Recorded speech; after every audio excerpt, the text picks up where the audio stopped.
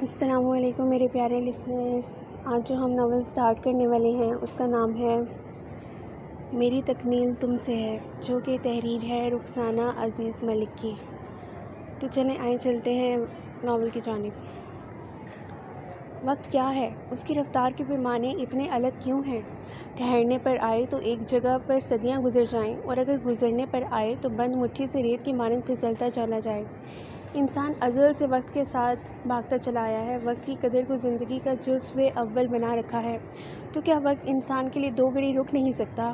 کیوں آ جاتا ہے اتنی جلدی وہ لمحہ جب انسان خود سے بھی بھاگنا چاہتا ہے اور وقت آگے کھڑا ہوتا ہے؟ گلشن ارا کے پورچ میں داخل ہوتی گاڑی میں بیٹھے ارحان بہروز ملک کی گرے آنکھوں میں سنجیدگی اور ذہن میں ان گنت سوالات تھے۔ گردن گھما کر شیشے کے پار نظر آتے پر اشتیاق چہروں پر نظر ڈالی۔ وہ 8 سال کی حد تک جدائی کی گرد نے عکس دھندلا دیے تھے، پر اس کی یادداشت سے کبھی محو نہیں ہوئے تھے اور نہ ہو سکتے تھے۔ سب سے آگے کھڑا ادھیڑ عمر شخص جس کا چہرہ خوشی سے تمتما رہا تھا، شہروز چچا تھے۔ ہاتھوں میں پھولوں کے ہار اور ہونٹوں پر مشفق و مہربان مسکراہٹ لیے ان کے پہلو میں منال چچی کھڑی تھیں۔ ان کے ساتھ مغرور نقوش کی حامل، جدید تراش حراش کے لباس میں ملبوس، سنگار کے تمام تر لوازمات سے آراستہ، ہاتھوں میں پھولوں کی پتیوں سے بھری پلیٹ لیے کھڑی ان کی سب سے بڑی بیٹی مشال تھی۔ لائبہ حسب عادت جینز اور شارٹ شرٹ میں ملبوس، میک اپ سے حسن کو 2 آتشہ کیے اداؤں کی بجلی گرانے کو تیار تھی۔ عماد اور اصفر ہمیشہ کی طرح ویل ڈریسڈ، ہونٹوں پر دوستانہ مسکراہٹ لیے اسے ویلکم کے لیے کھڑے تھے۔ پیچھے نوکروں کا جمگٹا تھا۔ اس نے سرسری انداز میں جائزہ لے کر نظر ہٹائی اور کار رکتے ہی دروازہ کھول کر باہر نکل آیا۔ لمبا چوڑا سراپا نمایاں ہو گیا۔ بلیک قیمتی 2 پیس میں ملبوس، بائیں کلائی میں راڈو کی مہنگی گھڑی، جیل سے سلیقے سے جمے بال، چمکتے شوز، ہاتھ میں پکڑا مہنگے برانڈ کا موبائل، غضب کی پرسنالٹی، سرخ و سفید اس پہ مستزاد عمارت کا اتنا واضح اور بھرپور مظاہرہ، وہ اندازہ کر سکتا تھا کہ سامنے کھڑے نفوس کے دلوں پر کیا گزر رہی ہوگی۔ مبہم سی طنزیہ مسکراہٹ نے لبوں کو چھوا۔ آ گیا میرا ببر شیر۔ شہروز چچا جلدی سے آگے بڑھے اور اسے سینے سے لگا کر پرجوش انداز میں کمر پر 2-3 تھپکیاں دیں۔ کہا تھا نا میرا بھتیجا ایک دن ضرور بڑا آدمی بنے گا، لو دیکھ لو۔ اسے خود سے الگ کرتے ہوئے انہوں نے منال چچی کی طرف دیکھ کر فخریہ انداز میں کہا، ماشاءاللہ ماشاءاللہ، اللہ نظر بد سے بچائے۔ منال چچی شہد اگتی لہجے میں بولتی ہوئی آگے بڑھیں اور جھٹ پٹ اس کی بلائیں لے ڈالیں۔ مشال اور لائبہ کی نظریں صدقے واری ہو رہی تھیں۔ اس کے گلے میں ہار ڈالے گئے پھولوں کی پتیاں نچھاور کی گئیں۔ عماد اور اصفر نے جگری یاروں کی طرح استقبال کیا۔ یار کیسے رہ لیا 8 سال ہم سے دور، ایک بار بھی نہیں یاد آئی؟ یہ عماد تھا جو شکوے کر رہا تھا۔ وہ صرف ہلکے سے مسکرا دیا۔ اسے ایک جلوس کی شکل میں اندر لایا گیا۔ مین انٹرنس سے داخل ہوتے ہی اسے اجنبیت کا احساس ہوا تھا اور فوراً ہی وجہ سمجھ میں آ گئی۔ سارا انٹیریئر تبدیل ہو چکا تھا۔ وہ مانوسیت کہیں بھی نہیں تھی جس کے احساس کی خواہش لیے وہ اندر آیا تھا۔ اس نے اندر کہیں ویرانی اترتی محسوس کی۔ شہروز چچا اسے بیٹھنے کے لیے کہہ رہے تھے، وہ بے دم سا ہو کر صوفے پر بیٹھ گیا۔ مشال اور لائبہ چائے کے لوازمات ٹیبل پر سجانے لگیں۔ وہ جو کبھی ہل کر پانی تک پینا اپنی توہین سمجھتی تھی، وہ بے یقینی سے انہیں دیکھتا رہ گیا۔ میموریل یونیورسٹی کینیڈا سے ٹیکسٹائل انجینئرنگ میں اسپیشلائزیشن، وہ اتنی معمولی بات نہیں تھی تو اتنی بڑی بھی نہیں تھی۔ دنیا میں تعلیمی میدان میں جھنڈے گاڑنے والا وہ واحد شخص نہیں تھا۔ بڑی بات تو اذہان بہروز ملک کے سر نیم سے اندرون بیرون ملک بنتی ملوں کی زنجیر تھی، جو دن بدن وسیع تر ہوتی جا رہی تھی۔ وقت اور تجربے کے لحاظ سے دیکھا جاتا تو اسے بزنس ورلڈ میں قدم رکھے جمع 8 دن ہوئے تھے، لیکن شبانہ روز کی محنت اور خداداد صلاحیتوں کی بدولت وہ اپنی ٹیکسٹائل مل کو اس مقام پر لے آیا تھا کہ 3 سال کے اندر اندر 2 بڑے نام اس میں مرج ہو چکے تھے، اور پھر کامیابیوں کا ایک تسلسل چل نکلا تھا۔ دڑا دڑ معاہدے ہونے لگے، حصص خریدے بیچے جانے لگے۔ تقریباً ہر چھوٹی بڑی کمپنی کا وہ شیئر ہولڈر بن چکا تھا۔ ہر جگہ اس کے نام کا ڈنکا بجتا تھا۔ ایسے میں ہر جگہ اس کا ہاتھوں ہاتھ لیا جانا یقیناً کوئی غیر معمولی بات نہیں تھی۔ لیکن وہ حیران تھا کہ بدلتا ہے رنگ آسماں کیسے کیسے۔ وہ 28 سالہ نوجوان کسی ناسمجھ بچے کی مانند ان رنگوں کو دیکھ رہا تھا، کوئی پزل تھا جو حل ہونے میں نہیں آ رہا تھا۔ تلخ یادیں تھیں جو ذہن کے دریچوں پر دستک دے رہی تھی، کئی چہرے گھٹ مٹ ہو رہے تھے، سماعتیں زہر آلود ہو رہی تھیں۔ وہ تھک کر صوفے کی پشت سے ٹیک لگا گیا۔ مشال اسے چائے کے ساتھ دیگر لوازمات سرو کر رہی تھی۔ ارحان کی نظریں اس کے ہاتھوں پر جم سی گئیں۔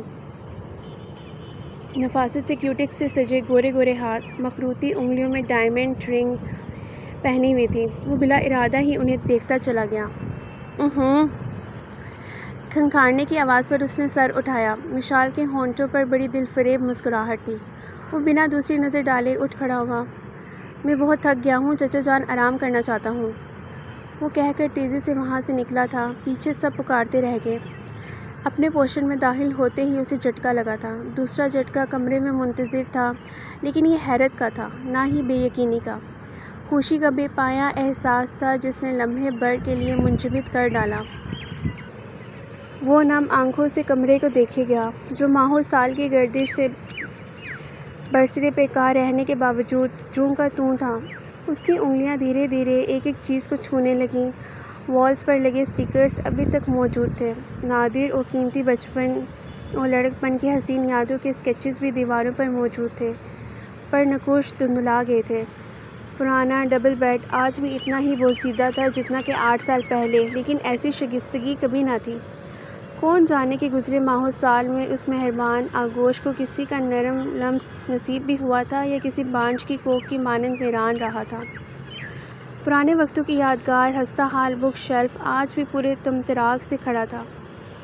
اس کی نظریں گھوم پھر کر بیڈ کے سائڈ ٹیبل پر موجود کرسٹل کے بنے ہوئے خوبصورت کاؤنٹر پیس پر جم گئیں۔ سلور کلر کا نازک و دیدہ زیب روشنیاں بکھیرتا کرسٹل ٹرے آج بھی اپنی مخصوص جگہ پر موجود تھا۔ وہ آ کر اس کے سامنے کھڑا ہو گیا۔ حیران ہوتی آنکھوں میں کئی عکس چمکنے لگے۔ یادوں کا دائرہ ننھے منھے ہاتھوں سے شروع ہو کر توانا بازوں تک پھیلتا چلا گیا۔ کرسٹل ٹرے جو ہمیشہ بیڈ کے سائڈ ٹیبل پر پڑا رہتا تھا، ننھے ہاتھوں کی پہنچ سے فزوں تر تھا، البتہ رات کی تاریکی میں ہیروں کی سی چمکتی آنکھیں خاموشی سے اسے تکا کرتیں۔ وقت بیتتے آہستہ آہستہ وہ ہاتھ اس تک رسائی پا گئے۔ اب وہ ہیروں جیسی آنکھیں اسے تکتی نہیں تھیں، پر ایک مضبوط توانا ہاتھ ساری رات سائڈ ٹیبل پر دھرا رہتا تھا۔ کھٹکا سے محسوس ہونے پر وہ یادوں کی نگری سے نکلا، پلٹ کر دیکھا اور جیسے سانس ساکت ہو گئی۔ وہ آنکھیں سامنے تھیں، سحر سیاہ پھونکتی، آنسوؤں سے جگمگاتی، کسی جھرنے کی مانند بہتی ہوئی، چھما چھم برستی ہوئی آنکھیں، گلابی ہونٹوں پر دنک رنگ مسکراہٹ تھی، پھولی ہوئی سانس۔ اسے لگا کمرہ چہاروں سوں گلابوں سے مہکنے لگا ہو۔ سفید ہاتھ کی پشت سے آنسو صاف کیے گئے۔ اب وہ واضح طور پر دیکھ سکتا تھا، وہی صاف و شفاف، بے ریا، خلوص سے چمکتی، رجائیت بیان کرتی، مصنوعیت سے ناآشنا آنکھیں۔ وہ بے اختیار آگے بڑھا تھا۔ وقت کیا ہے؟ انتظار، انتظار اور صرف انتظار۔ مخصوصات میں 2 دھاری تلوار، لیکن ہر آن انسان کو مانند کند چھری ذبح کرتا رہتا ہے، جب نہ دم نکلتا ہے اور نہ زندگی کی کوئی امید نظر آتی ہے۔ اگر کوئی انوشے شہروز ملک سے یہ بات پوچھتا تو بلا شبہ وہ بے ساختہ اس کا یہی جواب ہوتا۔ 8 سال نہیں، 8 صدیاں انتظار کی سولی پر ٹنگے ہوئے، جہاں ہر لمحہ اس کی بہرامانیاں دل زار زار کو مزید کچھ چوکیں لگاتی ہوں، آنکھیں پتھرا گئی ہوں، احساسات و محسوسات برف کی دبیز چادر اوڑھ گئے ہوں، اور پھر جیسے چپکے سے ویرانے میں بہار آ جائے۔ اس کی آمد کی خبریں کئی دن سے گردش میں تھیں، لیکن ترستی منتظر آنکھیں دید کا اعتبار مانگتی تھیں، دھڑکنیں بے ترتیب ہونے لگتی تھیں، منجمد دل پھر سے دھڑکنے لگتا تھا، پاؤں لڑکھڑاتے تھے، لیکن سنبھالنے والا کہاں تھا؟ بے قرار ولولے جتنی شدت سے اٹھتے اتنی ہی تیزی سے برسنے لگتے۔ آج ان ولولوں کو قرار آ گیا تھا، لیکن برسنے میں شدت پہلے سے کہیں زیادہ تھی۔ ساری محرومیاں، کربناک و جان لیوا انتظار، دندانے شکن حالات، طنزیہ تند و تیز جملے، 8 سال کا آبلہ بہ سفر، وہ سب فراموش کر گئی تھی۔ رہ گیا تھا تو صرف ایک احساس، احساس تشکر۔ اپنے رب کے حضور سر بسجودہ وہ روتی چلی جا رہی تھی۔ بیٹا، مشال نے اتنی محنت سے تمہارا کمرہ ڈیکوریٹ کیا تھا اور تم نے وہاں ٹھہرنا تو درکنار دیکھنا تک گوارا نہیں کیا۔ شہروز چچا افسوس بھرے لہجے میں کہہ رہے تھے۔ سب اس وقت ٹی وی لاؤنج میں جمع تھے۔ آئی ایم گریٹفل، لیکن میں اپنے پرانے والے کمرے میں ہی کمفرٹیبل فیل کرتا ہوں۔ ٹی وی پر نگاہیں جمائیں اس نے کسی کی بھی طرف دیکھے بغیر جواب دیا۔ مشال کا منہ کچھ اور اتر گیا۔ Okay, leave this topic, Laiba نے انٹری دی۔ ارحان، آپ نے گھر تو دیکھا ہی نہیں، چلیں اٹھیں میں دکھاتی ہوں۔ وہ اس سے 8 سال چھوٹی ہو کر بڑے دھڑلے سے اسے نام سے پکار رہی تھی۔ جہاں ارحان کے اندر ناگواری اور طیش کی لہر اٹھی، وہیں مشال نے اسے گور کر دیکھا، لیکن اسے پرواہ ہی کب تھی۔ پاس آ کر بازو سے پکڑ لیا۔ یہ میرا اپنا گھر ہے، میں اس کے چپے چپے سے واقف ہوں مس لائبہ شہروز۔ اس کے لہجے میں محسوس کی جانے والی کاٹ تھی۔ لائبہ حفیف سی ہو کر اپنی جگہ پر واپس آ گئی۔ مشال کھل کر مسکرائی تھی۔ شہروز اور منال نے کمال بے نیازی سے نظر انداز کر دیا۔ اگر بیچ میں یہ گزشتہ 8 سال نہ آئے ہوتے تو آج بلا شبہ اس حرکت میں میری ہڈیوں کا سرما بن چکا ہوتا۔ ذہن میں ابھرنے والے تلخ سوچ ہونٹوں پر زہریلی مسکراہٹ لے آئی تھی۔ ارحان، شادی سے متعلق کیا سوچا ہے؟ اب تو ماشاءاللہ تمہاری عمر بھی ہو چکی ہے۔ منال چچی شیریں لہجے میں اسے مخاطب ہوئی۔ شادی ہی تو کرنے آیا ہوں چچی جان۔ وہ ذرا سا ہنسا۔ مشال اور لائبہ کی آنکھوں کی چمک کئی گنا بڑھ گئی، جبکہ کچن میں تیزی سے چلتے 2 ہاتھ یکدم ساکت ہوئے۔ کوئی لڑکی ہے نگاہ میں؟ انہوں نے ٹٹولتی نظروں سے اسے دیکھتے ہوئے پوچھا۔ نگاہ میں یا دل میں؟ وہ شریر ہوا۔ سب ہنسنے لگے، مگر منتظر نگاہیں اسی پر ٹکی رہیں کہ وہ کچھ بولے، کوئی حوالہ، کوئی اشارہ دے۔ مشال نے بے قراری سے پہلو بدلا، موبائل میں بظاہر گم۔ ارحان کی مسکراہٹ گہری ہو گئی۔ اسی پل ہاتھ میں ٹرے اٹھائے انوشے لاؤنج میں داخل ہوئی۔ فرداً فرداً سب کو چائے سرو کرتی ہوئی ارحان کے پاس آئی تو وہ جی جان سے متوجہ ہوا۔ صرف ایک پیالی؟ وہ آخری کپ مشال کی طرف بڑھانے لگی تھی جب اس کی حیرت زدہ آواز ابھری۔ وہ ہاتھ وہیں روک کر تعجب سے اسے دیکھنے لگی۔ جانتی ہو نا مجھے تمہارے ہاتھ کی چائے کتنی پسند ہے، اس کے باوجود یہ چھوٹا سا اکلوتا کپ لے کر آئی ہو۔ وہ ناراضی سے کہہ رہا تھا۔ انوشے مسکرانے لگی اور مشال والا کپ اس کے آگے رکھ دیا۔ ویری گڈ، وہ توصیفی لہجے میں بولا، جیسے اس نے کوئی کارنامہ سر انجام دیا ہو۔ میرے لیے اور بنا کر لاؤ، مشال نے حکم صادر کیا۔ تمہیں چائے نہیں بنانی آتی مشال؟ ارحان نے حیرت سے پوچھا۔ وہ سب یکدم سٹپٹائے۔ آتی ہے نا، مشال تو بہت اچھی کک بھی ہے اب تو، منال چچی تیزی سے بولی۔ دیٹس گریٹ، چلیں پھر میشا کے ہاتھ ہی کی چائے پیتے ہیں۔ کم آن میشا۔ اس نے مشال کو اشارہ کیا اور ٹیبل پر اپنے آگے دھرے کپوں میں ایک اٹھا کر انوشے کے آگے رکھ دیا۔ پکڑو اپنی چائے۔ انوشے نے کپ اٹھا لیا۔ منال کے گھورنے پر مشال، جو کہ اس اچانک رفتار پر گھبرائے سٹپٹائی ہوئی تھی، مرے مرے قدموں سے کچن کی طرف چل دی۔ لائبہ کا بھی رنگ فک ہو گیا تھا۔ عقل مند کے لیے اشارہ ہی کافی ہوتا ہے۔ فوراً گوگل کھولا۔ ارحان نے چائے کی چسکی لے کر ایک ترچھی نظر انوشے پر ڈالی جو اسے ہی دیکھ رہی تھی۔ اس نے اسے ایک خفیف سا اشارہ کیا، جیسے کہہ رہا ہو کہ چائے بہت مزیدار بنی ہے، اور یہ اشارہ کسی کی بھی نگاہ سے پوشیدہ نہیں رہا تھا۔ بشمول شہروز ملک، سب کی آنکھوں میں انوشے کے لیے زہر امٹ آیا تھا۔ صحرا میں ٹپکنے والا ایک قطرہ اب کوئی وقت نہیں رکھتا، لیکن صدیوں سے جلتے ذرے کے لیے وہ ابر نیسا سے کم نہیں ہوتا۔ انوشے کے اندر تک سرشاری کی ایک لہر اتر گئی اور امید کے موتی جگمگانے لگے۔ بچپن ہر ایک کا ہوتا ہے اور ہر ایک کے بچپن سے مختلف ہوتا ہے۔ ارحان بہروز ملک اور انوشے شہروز ملک کے بچپن کے ابتدائی چند سال اسی فلسفے کے تحت گزرے تھے۔ ماڈل ٹاؤن لاہور میں 4000 گز پر محیط عالیشان گھر میں زندگی اپنی تمام تر خوبصورتیوں کے ساتھ رواں دواں تھی۔ گھر 2 حصوں میں منقسم تھا۔ ایک میں بہروز ملک اپنی شریک حیات ثانیہ اور 3 سالہ گول مٹول بیٹے ارحان کے ساتھ رہائش پذیر تھے، جس کی معصوم شرارتوں سے گھر آنگن میں چہکاریں گونجتی رہتی تھیں۔ دوسرے حصے میں شہروز ملک اپنی نصف بہتر سدرا ملک اور 1.5 سالہ انوشے کے ساتھ مقیم تھے۔ وراثت میں ملا ہوا وسیع و عریض گھر اور امپورٹ ایکسپورٹ کا پھلتا پھولتا ہوا بزنس، جس میں دونوں بھائی پارٹنرز تھے۔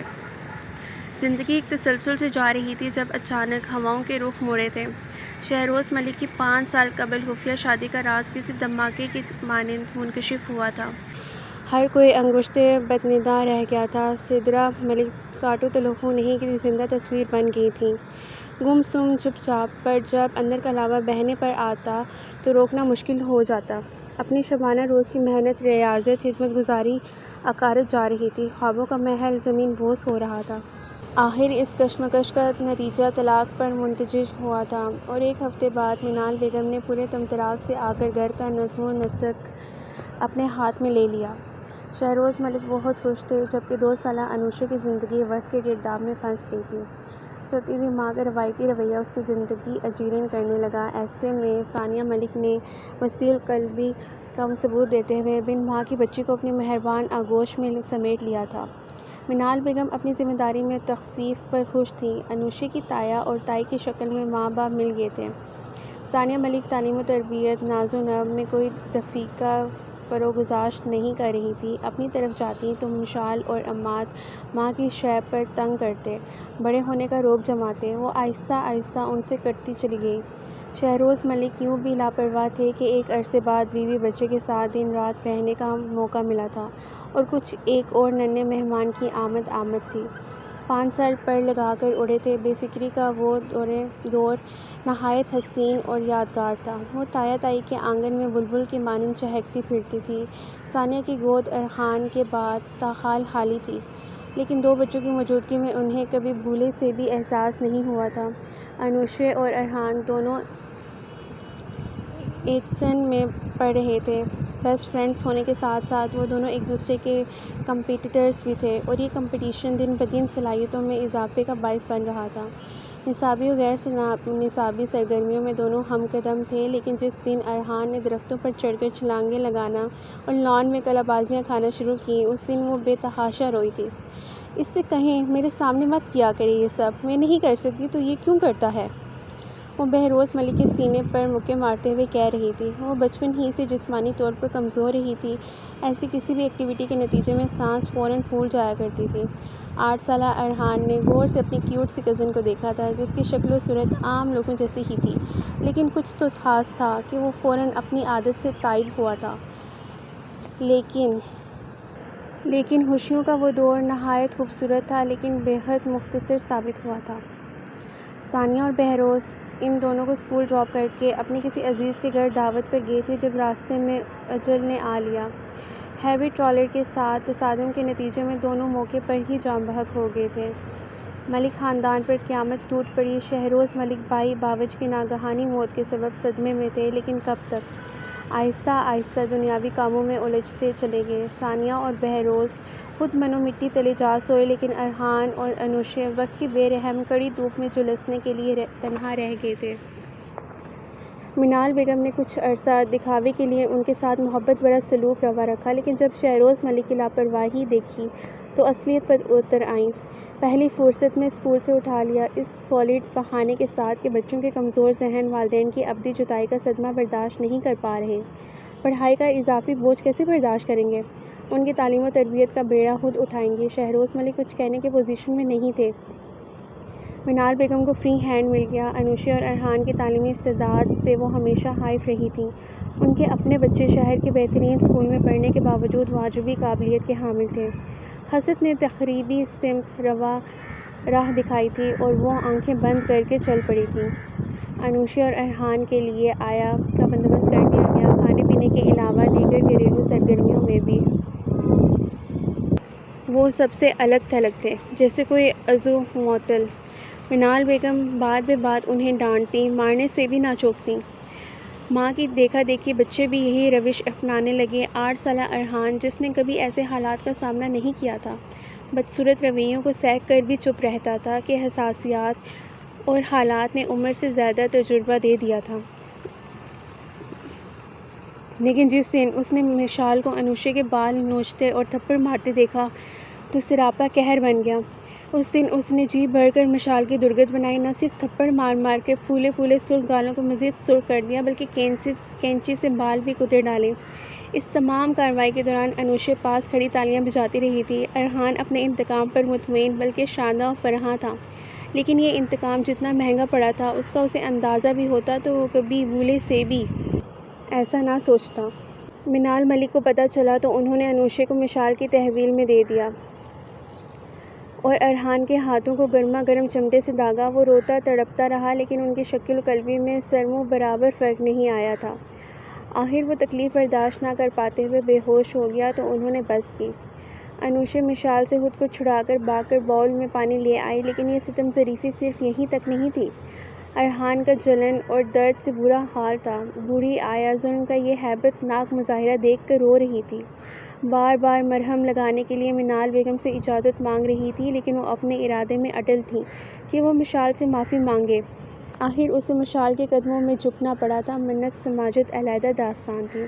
اس دن کے بعد سے ہاتھ تو دور آنکھیں تک نہ اٹھیں۔ بھولے بھٹکے کوئی باغی خیال سر اٹھاتا تو وہ ایک نظر اپنے ہاتھوں کے چھالوں کو دیکھ لیتا، لیکن بغاوت کے جراثیم بہت طاقتور ہوتے ہیں، جیسے آگ بجھنے کے بعد بھی کوئی چنگاری دبی رہ جاتی ہے۔ ارحان، انوشے نے نائٹ بلب کی ملگجی روشنی میں سنگل بیڈ پر محو استراحت دھندلے سے نظر آتے ارحان کو پکارا۔ دونوں کا کمرہ مشترکہ تھا، بستر علیحدہ تھا۔ آیا سو رہی تھی۔ وہ جواباً اٹھ بیٹھا۔ انوشے اپنے بستر سے اتر کر اس کے پاس آ گئی۔ مما پاپا یاد آ رہے ہیں؟ وہ رونتی ہوئی آواز میں بولی۔ ارحان کو اس کے آنسو چمکتے ہوئے محسوس ہوئے۔ مجھے بھی۔ اس نے سر جھکا لیا۔ اب وہ اس کی طرح رو تو نہیں سکتا تھا۔ مجھے ان کے پاس جانا ہے۔ وہ یکدم سسکیاں بھرنے لگی۔ یہاں نہیں رہنا، مما کے پاس جانا ہے، مما پاپا کے پاس۔ وہ روتے ہوئے ایک ہی جملے کی گردان کرنے لگی۔ ارحان بچائے چپ کروانے کے بے بس سا اسے دیکھتا چلا گیا۔ اس کے رونے سے آیا اٹھ بیٹھی اور کسی طرح بہلا پھسلا کر چپ کروا کر سلا دیا۔ مگر ارحان اس رات ایک پل کے لیے بھی نہیں سویا۔ اس 8 سالہ بچے کا ذہن آگے کی سوچ رہا تھا۔ بالآخر ایک ترکیب سوچ ہی گئی۔ شہروز ملک کاروباری دورے سے واپس لوٹے تو ثانیہ ملک کی چھوٹی بہن ہانیہ عباسی ارحان کی کال کے باموجب موجود تھیں۔ بچوں کی حالت زار دکھاتے ہوئے انہوں نے نہ صرف ان کے خوب لتے لیے بلکہ ارحان کو اپنے ساتھ لے جانے کا اعلان کر دیا۔ شہروز اور منال کے ہوش اڑ گئے۔ ثانیہ اور بہروز کی پراپرٹی کا وارث اب ارحان تھا۔ اسے کھونے کا مطلب کروڑوں کی پراپرٹی سے ہاتھ دھونا تھا۔ ناچار انہیں ہانیہ عباسی کی منت سماجت کرنا پڑی۔ تمام تحفظات دور کرنے کا وعدہ کیا۔ وہ مطمئن ہو کر لوٹ گئیں۔ ارحان بہت خوش تھا۔ حالات جو داؤ پیچ کھیل کر گئی تھیں انہیں اس کا بچکانہ ذہن ابھی تک سمجھ نہیں سکتا تھا۔ اس نے تو آیا کے ذریعے اس لیے کال کی تھی کہ وہ آ کر اسے اور انوشے کو یہاں سے لے جائیں۔ وہ ساتھ نہیں لے کر گئیں، لیکن جاتے سمے یہ یقین دہانی ضرور کروا گئیں کہ آئندہ سے ان کے ساتھ برا سلوک نہیں ہوگا۔ شہروز ملک کے سمجھانے کا اثر تھا یا کچھ اور، بہرحال منال بیگم نے اپنا رویہ تھوڑا بدل دیا۔ دونوں کا ایک تیسرے درجے کے سرکاری اسکول میں داخلہ کروا دیا گیا۔ وہ اسی میں خوش تھے۔ شہروز ملک کا رویہ انوشے سے بدلنے لگا۔ وہ ان کے سب بچوں سے شکل و صورت میں کمتر تھی، لیکن ان کا خون تھی۔ وہ اسے اپنے ساتھ بٹھاتے، اپنے ہاتھوں سے کھانا کھلاتے۔ مشال، لائبہ، عماد، اصفر کے لیے جو بھی خریدتے اس میں اس کا حصہ لازمی ہوتا سوائے ارحان کے۔ انوشے نے کبھی اسے اپنی چیزیں نہیں دکھائیں۔ باپ سے لاڈ کرتے کرتے حسرت بھری آنکھوں پر نگاہ جاتی تو چہرہ اتر جایا کرتا۔ پتہ نہیں کیوں شہروز ملک کی محبت انوشے سے جتنی بڑھ رہی تھی ارحان سے اتنی ہی نفرت پروان چڑھ رہی تھی۔ جب کبھی وہ اسے اپنے سامنے کھڑا کر کے بے عزت کرتے تو منال بیگم کے ہونٹوں پر بڑی پرسکون و آسودہ مسکراہٹ ہوتی۔ انوشے کو اس وقت باپ کا یہ رویہ زہر لگتا تھا۔ شہروز ملک نے اسے سرکاری اسکول سے اٹھا کر مشال عماد کے اسکول میں داخل کروانا چاہا، لیکن وہ ارحان کے بغیر نہیں مانی تھی۔ پھر 2-3 ہفتے انتظار ہی کرتی رہ گئی کہ وہ بیٹی کی خوشی کی خاطر نفرت کو قربان کر دیں گے، لیکن ہر امید کا پایہ تکمیل تک پہنچنا ضروری نہیں ہوتا۔ ثانیہ اور بہروز کی خواہش ایچیسن تھا، لیکن اس خواہش کا محور مرکز اس اکیلی کی ذات نہیں تھی۔ اس نے ایچیسن کو خوابوں کی دہلیز سے ہمیشہ کے لیے الوداع کر دیا۔ ہانیہ عباسی سے کیا گیا وعدہ کچھ ہی عرصہ چلا تھا۔ وہ ابراڈ شفٹ ہو گئی تھیں اور شہروز اور منال بیگم نے دوبارہ پرانی روش اپنا لی تھی۔ 5ویں جماعت میں ارحان نے بورڈ میں پہلی پوزیشن حاصل کی تھی۔ اسے اسکالرشپ ملی تھی۔ انوشے کی اسکول میں پہلی پوزیشن تھی۔ یہ معمولی اچیومنٹ نہیں تھی۔ انوشا تو خوشی سے جھوم اٹھی، لیکن ارحان کے لبوں پر مسکراہٹ تک نہیں تھی۔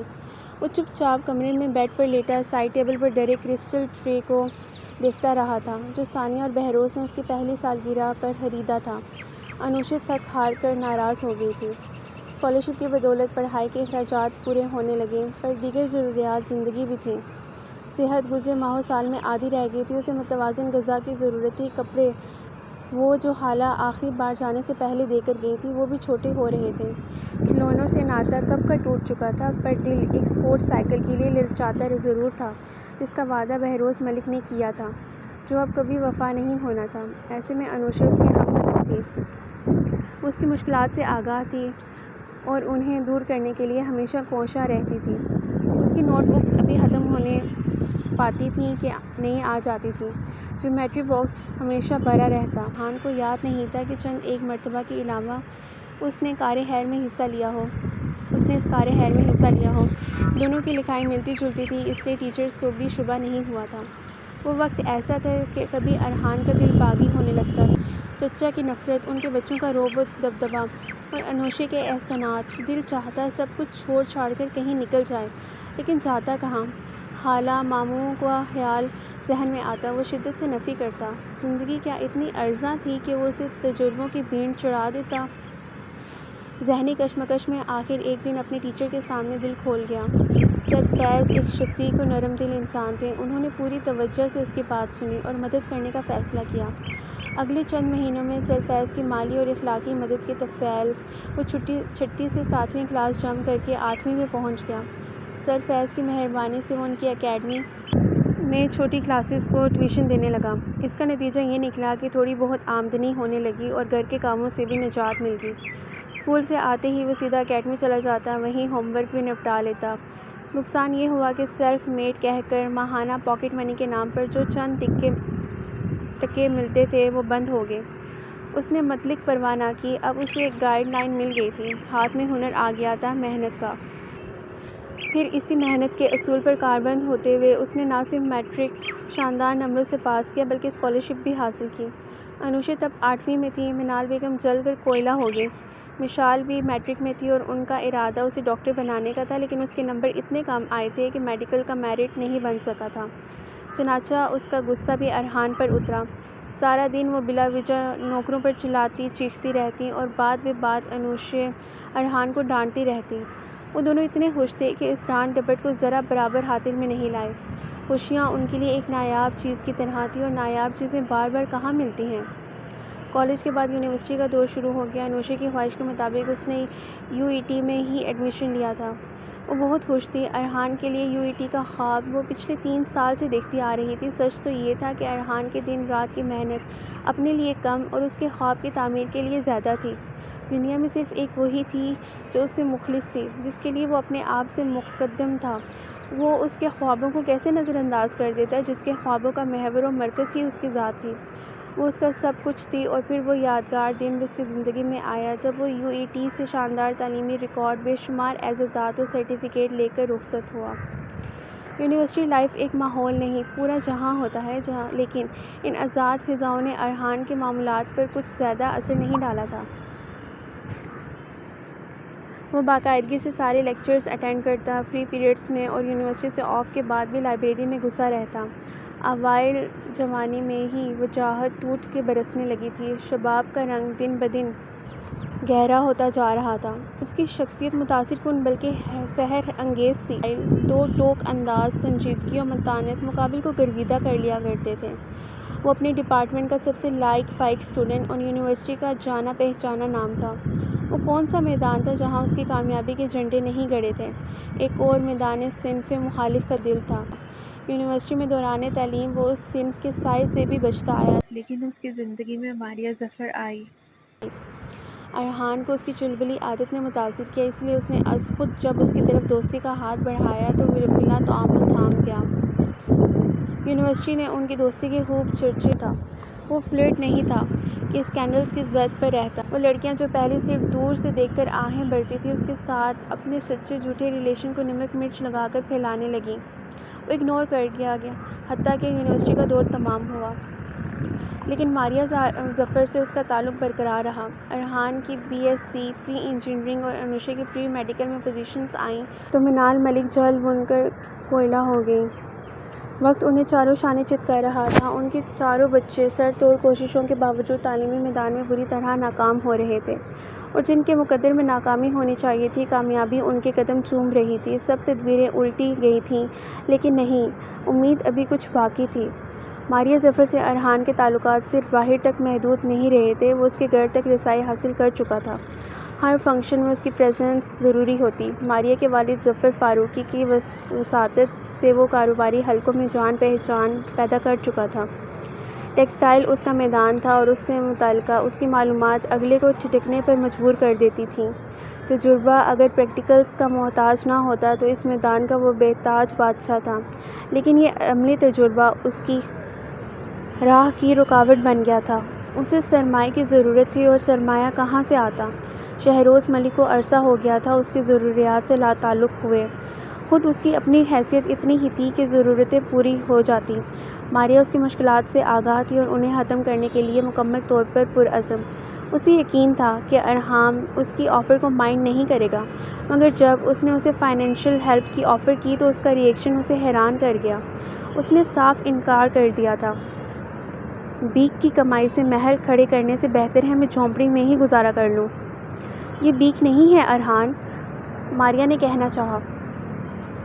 حوصلہ، ہمت، اولو العزمی، ایک صحت مند، مضبوط اور مکمل جسم رکھنے کے باوجود آپ کو مدد کی ضرورت پڑے تو وہ بیک ہی ہوتی ہے، بلکہ بیک کی بدترین شکل، اور ایسا انسان بدترین بھکاری ہے۔ ڈونٹ مائنڈ، لیکن مجھے بھکاری نہیں بننا۔ اگر میں وہ حاصل نہیں کر پایا جو میں چاہتا ہوں تو میں وہ بھی نہیں بنوں گا جس کی آفر تم مجھے کر رہی ہو۔ اس کی بات قطع کر کے تیز تیز لہجے میں بولتے ہوئے اس نے اپنا نقطۂ نظر واضح کیا۔ ماریہ ظفر دل محسوس کر رہ گئی تھی۔ ارحان نے اسی شام اسٹڈی روم میں بیٹھ کر اپنے سارے مسائل شہروز ملک کے گوش گزار کر دیے تھے۔ وہ نہ جانے کس دل سے بیٹھے اسے برداشت کر رہے تھے۔ پیسوں کا مطالبہ سینا تو ہتھے سے اکھڑ گئے۔ تمہارا دماغ ٹھیک ہے؟ کہاں سے لاؤں میں اتنے پیسے نوابزادے کے لیے؟ میں آپ سے نہیں مانگ رہا چچا جان، میں وہ پیسے مانگ رہا ہوں جو میرے پاپا نے اپنے خون پسینہ ایک کر کے کمائے تھے۔ اس نے دل کڑا کر کے کہا۔ کیا کہا؟ تمہارے باپ کے پیسے؟ ارے کون سے پیسے؟ کیسے پیسے؟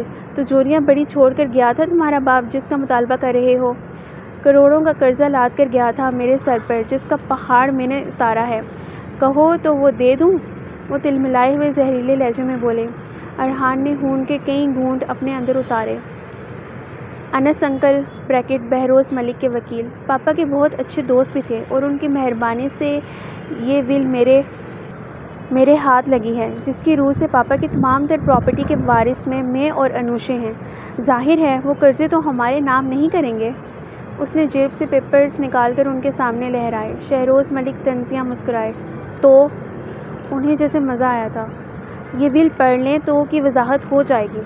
اس نے پیپرز آگے بڑھائے۔ مجھے ریڈنگ پسند نہیں ہے برخودار۔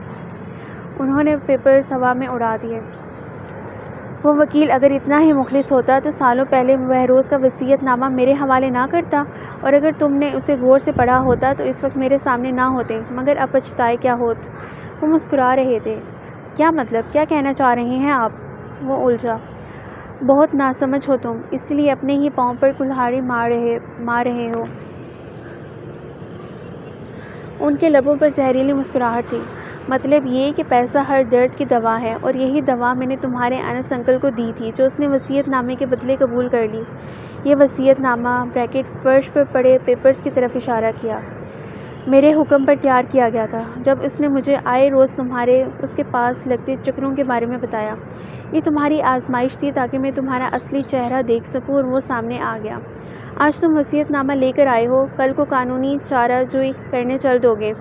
تم آستین کے سانپ ہو جسے میں اپنے گھر پر رکھ کر پالتا رہا، لیکن ڈسنے کی نوبت نہیں آئے گی۔ میں اس سے پہلے ہی تمہارا سر کچل دوں گا صفدر۔ انہوں نے نوکر کو آواز دی۔ جی صاحب۔ وہ بوتل کے جن کی طرح حاضر ہوا۔ دراز سے خاکی لفافہ نکال کر دو مجھے۔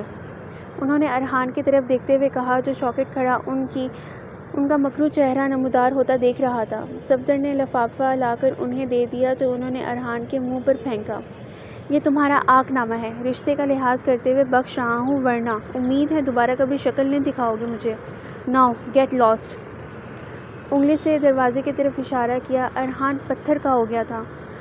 آپ ایسا کیسے کر سکتے ہیں؟ سرسراتی ہوئی آواز اس کے لبوں سے نکلی۔ میں بتاتی ہوں۔ منال بیگم اندر داخل ہوئیں، چاروں بچے پیچھے تھے۔ پکڑو اس کو اور دقت دے کر گھر سے باہر نکالو۔ کمینہ، جس تھالی میں کھایا اسی میں چھید کیا، احسان فراموش۔ کمینے باپ کی کمینی اولاد اپنے چچا پر دھوکے کا الزام لگا رہا ہے، جنہوں نے باپ بن کر پالا، کبھی باپ کی کمی محسوس نہیں ہونے دی۔ باہر نکالو اس منحوس کو۔ وہ بآواز بلند چلا رہی تھی۔ عماد اسفر نے اسے گریبان سے پکڑا۔ How dare you! وہ گھبرایا۔ عماد اور اسفر کو اس نے ایک ہی جھٹکے میں زمین بوس کر دیا تھا۔ منال بیگم نے اسے گالیوں کی بچھاڑ سے نوازا۔ کمینہ میں نہیں، کمینے آپ لوگ ہیں جو میرے حق پر ڈاکہ ڈال رہے ہیں، وہ چلایا۔ تجھے اس قابل چھوڑیں گے تو پھر نہ۔ عماد اور اسفر اس پر پل پڑے۔ ارحان نے اسفر کا مکہ بچاتے ہوئے عماد کے پیٹ میں گھٹنا رسید کیا۔ دوسرے ہی پل اس کا پنچ عماد کا جبڑا ہلا گیا۔ ڈیل ڈول میں وہ ان دونوں پر بھاری تھا، لیکن نوکروں کی اس فوج کا کیا کرتا جنہوں نے منال بیگم کے حکم پر اسے ٹھوکروں پر رکھ لیا تھا۔ لمحوں میں حلیہ بگڑ کر رہ گیا۔ یہ بس کچھ منٹوں کا کھیل تھا۔ تھوڑی دیر بعد وہ ساز و سامان سمیت سڑک پر پڑا درد کا ایک سمندر عبور کر رہا تھا۔ کوئی قیامت سی تھی جو انوشے شہروز کے وجود پر بجلی بن کر گری تھی۔ سانسیں ساکت ہو گئی تھیں، دل نے پل کے لیے دھڑکنا چھوڑ دیا تھا۔ نیلو نیل پٹیوں سے جکڑا، آہوں کراہوں کو دباتا، یہ وہ وجود تھا جسے وہ کانٹا بھی چبھنا گوارا نہیں کر سکتی تھی۔ اسے چھو کر گزرنے والی گرم ہواؤں تک سے اسے نفرت تھی، تو ان سے نفرت کا کیا عالم ہوتا جو اس کی حالت کے ذمہ دار تھے۔ وہ جنونی ہو رہی تھی، دل چاہ رہا تھا کہ سب کچھ تہس نہس کر دے۔ ایک جوالا مکھی تھا جو اندر ہی اندر ابل رہا تھا، جسے کہیں نہ کہیں تو نکلنا تھا۔ وہ آنسوؤں کی صورت میں نکلنے لگا۔ بے بسی و اشتعال آب میں ڈل گئے۔ نیم غنودہ ارحان کی آنکھیں کھلیں تو اسے ہچکیاں لے لے کر روتے پایا۔ وہ ایک آہ بھر کر رہ گیا، اسی لیے وہ اسے اپنا پتہ بتانے سے گریزا تھا۔ انوشے نے قہر زدہ آواز میں اسے پکارا۔ اس نے تڑپ کر سر اٹھایا، غمزدہ آنکھوں سے اسے دیکھ رہا تھا۔ ارحان! اس کا نام ٹوٹ ٹوٹ کر انوشے کے لبوں سے ادا ہوا۔ مت رو انشا، مجھے تکلیف ہو رہی ہے۔ وہ دقتوں سے اٹھ کر بیٹھا اور اس کے آنسو پونچھنے لگا۔ انوشے کی ہچکیاں بے قابو ہو گئیں۔ اس کا ہاتھ آنکھوں سے لگاتے ہوئے وہ بلک بلک کر رو دی۔ ارحان نے بے بسی سے آنکھیں بند کر لیں۔ دوسرے ہی پل اسے کھینچ کر خود میں بینچ لیا۔ وہ اس کے سینے پہ ڈہ سی گئی۔ اس کے آنسوؤں پر بند باندھنے کا یہ واحد طریقہ تھا جس کا حق صرف فرد واحد کو ہی تھا، لیکن یہ آج کارگر نہیں تھا۔ آنسوؤں کا مرہم سب سے قیمتی ہوتا ہے جو کسی کے زخموں پر رکھا جاتا ہے۔ ارحان کا سارا درد نہ جانے کہاں جا سویا تھا۔ آنسوؤں کا درد باقی رہا۔ جلتی آنکھیں اس کا عکس تھیں۔ انوشے نے رو رو کر آنکھوں کے سوتے خشک کر ڈالے تھے۔ میں وہاں نہیں جاؤں گی ارحان، جہاں تم نہیں وہاں میرا کیا ہے؟ وہ اس کے سینے میں چھپے ہوئے آنسو بہاتے ہوئے کہہ رہی تھی۔ تم جاؤ گی انشا، تم وہاں سب کے ساتھ رہو گی۔ وہ اس کے بالوں میں انگلیاں پھیر رہا تھا۔ وہاں سب کچھ ہے۔ سب کچھ؟ وہ سسکی۔ میرا سب کچھ تو تم ہو ارحان۔ پھر بھی تم وہاں جاؤ گی انشا، اس نے مضبوط لہجے میں کہا۔ نہیں، ہرگز نہیں۔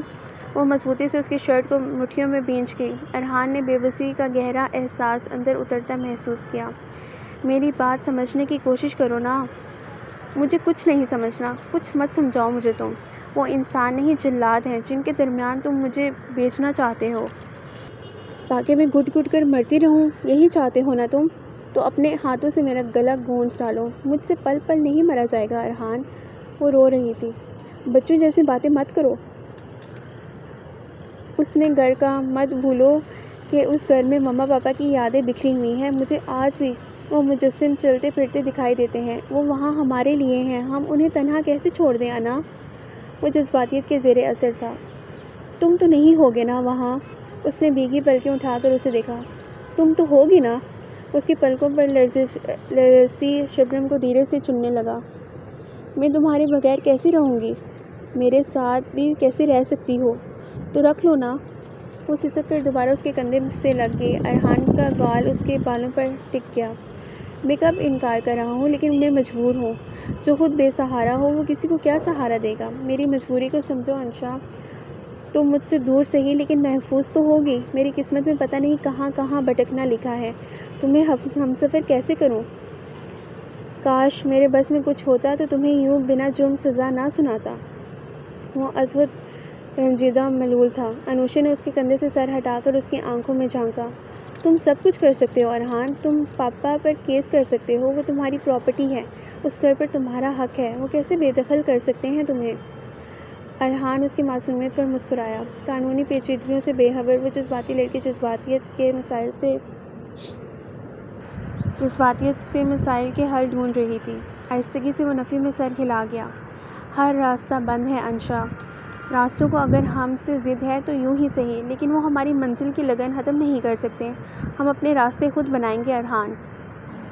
ارحان کی آنکھوں سے استفہامیہ تاثر جھلکنے لگا۔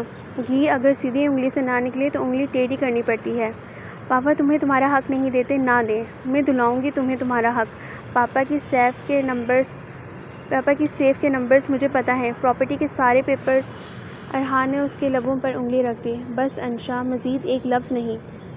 کہا نا، مزید ایک لفظ بھی نہیں۔ اس نے سختی سے اس کی بات قطع کی۔ میں ایسی گری ہوئی حرکت کا سوچ بھی نہیں سکتا۔ ماما پاپا کی تربیت پر دبا لگانا مجھے منظور نہیں۔ آج بظاہر خالی ہاتھ ہوں، لیکن اگر اپنی اقدار، اپنی تربیت کھو دوں تو صحیح معنوں میں بالکل تہی دامہ ہو جاؤں گا۔ یقیناً تم مجھے ایسے نہیں دیکھنا چاہو گی۔ حوصلہ رکھو انا، جو میرا ہے وہ میرا ہی ہے، وہ کسی اور کو نہیں ملنے والا۔ یہ تقدیر کا فیصلہ ہے۔ کیا تم تقدیر کے خلاف جانا چاہتی ہو؟ انوشا نے نفی میں سر ہلایا۔ تو پھر سی لو اپنے لبوں کو کہ کبھی کوئی شکوہ بھولے سے بھی ادا نہ ہو پائے۔ تم یہاں سے گھر جاؤ گی اور وہاں اچھی بیٹی کی طرح رہو گی۔ ایموشنل مت ہونا انشا، ورنہ جینا مشکل ہو جائے گا۔ وہ نصیحتوں کے پلندے اس کے ہاتھ میں پکڑا رہا تھا اور انوشا کا دل ڈوبتا جا رہا تھا۔ اس کے زخم بڑھنے میں 1 ہفتہ لگا تھا۔ وہ روزانہ فلیٹ پر پہنچی ہوتی جو اس کے کسی دوست کی ملکیت تھا اور وہ وہاں عارضی طور پر مقیم تھا۔ ماریہ ظفر سے انوشا کی پہلی ملاقات وہیں ہوئی تھی اور ارحان کے حوالے سے اسے اپنے لیے اس کی آنکھوں سے چھلکتی نفرت کا ادراک بھی۔ وہ دنگ رہ گئی تھی۔ اپنے اور ارحان کے مابین کسی ان دیکھی دیوار کا احساس ہونے لگا۔ چپکے سے کئی بار اس نے ماریہ سے خود کا موازنہ کیا تھا اور دل محسوس کر رہ گئی تھی اس سے ہزارہا درجے بہتر تھی۔ ارحان 1.5 ہفتے میں مکمل صحت یاب ہو گیا تھا، مگر مستقبل سوالیہ نشان کی مانند سامنے آن کھڑا ہوا تھا۔ وہ پہروں لیٹا خلاؤں میں گھورتا رہتا۔ انوشا سے اس کی حالت دیکھی نہیں جاتی۔ جب ہی ایک دن فیصلہ کیا اور بلا تردد عمل بھی کر ڈالا۔ کروڑوں روپے کا چیک جب ارحان کے سامنے رکھا تو وہ اسے دیکھے گیا۔ میں نے مما ثانیہ کی ساری جویلری گروی رکھوا دی ہے، اس نے نظریں جھکا کر بتایا۔ ارحان کا رد عمل دیکھنے کی ہمت اس کے اندر نہیں تھی۔ چند ثانیے خاموش رہی، پھر اس نے ارحان کو چیک اٹھاتے دیکھا۔ کہاں پر؟ وہ اسے طے کر کے والیٹ میں رکھ رہا تھا۔ انوشا نے بینک کا نام بتا دیا۔ آؤ چلیں۔ وہ کھڑا ہو گیا۔ ارحان، انوشا نے اس کا بازو پکڑا۔ میں نے کچھ غلط نہیں کیا، اور جو کیا ہے وہ غلط نہیں ہے۔ وہ میری بھی ماں تھیں۔ ان کی چیزوں پر میرا بھی اتنا ہی حق بنتا ہے جتنا کہ تمہارا۔ وہ اسے باور کروا رہی تھی۔ ارحان مسکرایا۔ کمن انشا، تمہیں یہ کہنے کی ضرورت ہے۔ وہ اسے کلائی سے تھام کر باہر لے آیا۔ اگلے 2 گھنٹوں میں کروڑوں روپے ارحان کے بینک اکاؤنٹ میں ٹرانسفر ہو گئے۔ اس سے اگلے دن انوشا نے کالج بنک کیا۔ فلیٹ میں ارحان کے پہلو میں بیٹھ کر انہوں نے انوشا کے لیپ ٹاپ پر میموریل یونیورسٹی کا آن لائن فارم فل کیا۔ یہ ارحان کا فیصلہ تھا جس پر انوشا قطعی معترض نہیں ہوئی۔ وہ اسپیشلائزیشن کرنا چاہتا تھا، جس کی کبھی اس نے خواہش کی تھی، مگر وقت کے تازیانے منہ کے بل گراتے رہے تھے۔ اب کی بار یہی تازیانہ اپنے خواب شرمندہ میں تکمیل کی طرف دھکیل رہا تھا۔ اسے وقت کو پلٹ کر جواب دینا تھا اور انوشا اس کی ہم سفر و ہم خیالی تھی۔ وہ راستہ ڈھونڈنے کو پرعزم تھے اور راستہ مل گیا تھا۔ نہ صرف مل گیا تھا بلکہ ازحد رکاوٹیں ہٹا کر خوشنما منزل کی نوید دے رہا تھا۔ پر راستہ جتنا بھی سہل ہو، سفر تو شرط ہے۔ وہ راستوں کو سہل بنا کر منزل کا تعین کر کے اپنے راستے جدا کر بیٹھے تھے۔ اب سفر کی اہمیت نہیں تھی۔ کیسے چل پاتے ایک دوسرے کے بنا، ایک دوسرے سے جدا ہو کر؟ وہ ایئرپورٹ سے ڈپارچر لاؤنج میں کھڑے تھے اور انوشا کے آنسو بہے چلے جا رہے تھے۔ سیلاب پر بند باندھو، میں ڈوب رہا ہوں۔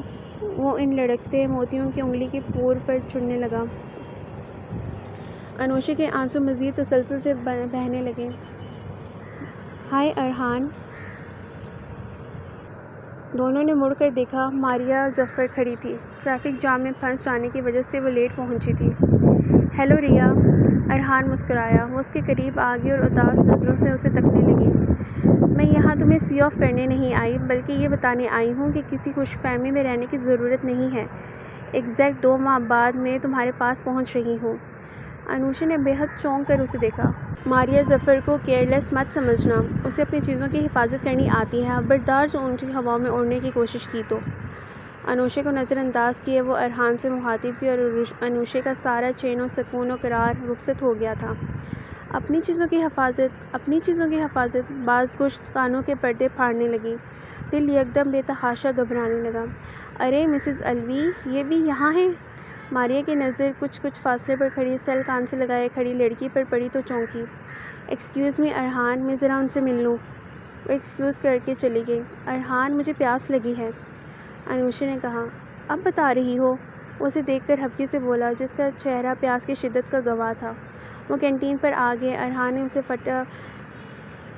اسے سافٹ ڈرنک خرید کر دی، خود اپنے لیے جوس لیا اور چیئرز پر آ کر بیٹھ گئے۔ انوشا کی سماعتیں ابھی تک ماریہ کے الفاظ کے زیر اثر تھیں۔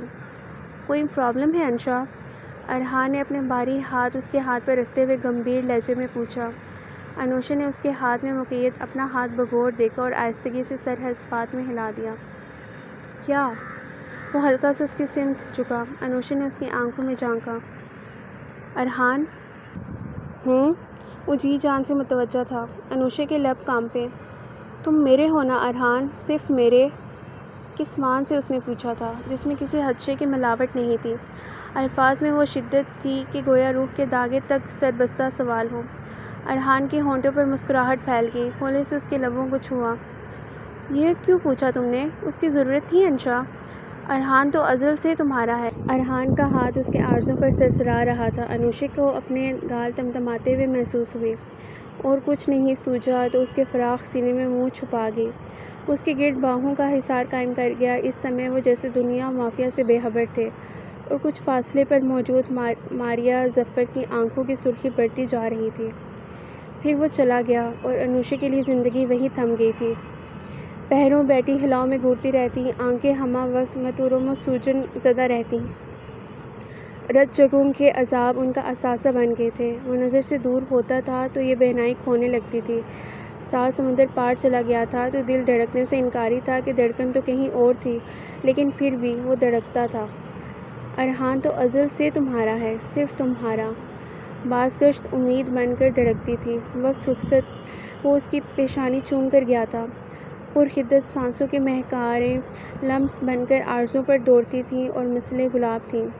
نادیدہ بازوؤں کے حصار میں وہ رہتی تھی۔ کوئی چپکے سے آ کر باہوں میں بڑھ لیتا، کھینچ کر خود میں سمو لیتا۔ وہ پیش بندی چاہتی، وہ پیش قدمی کرتا، خوابوں میں آ کر سوتے سے جگاتا۔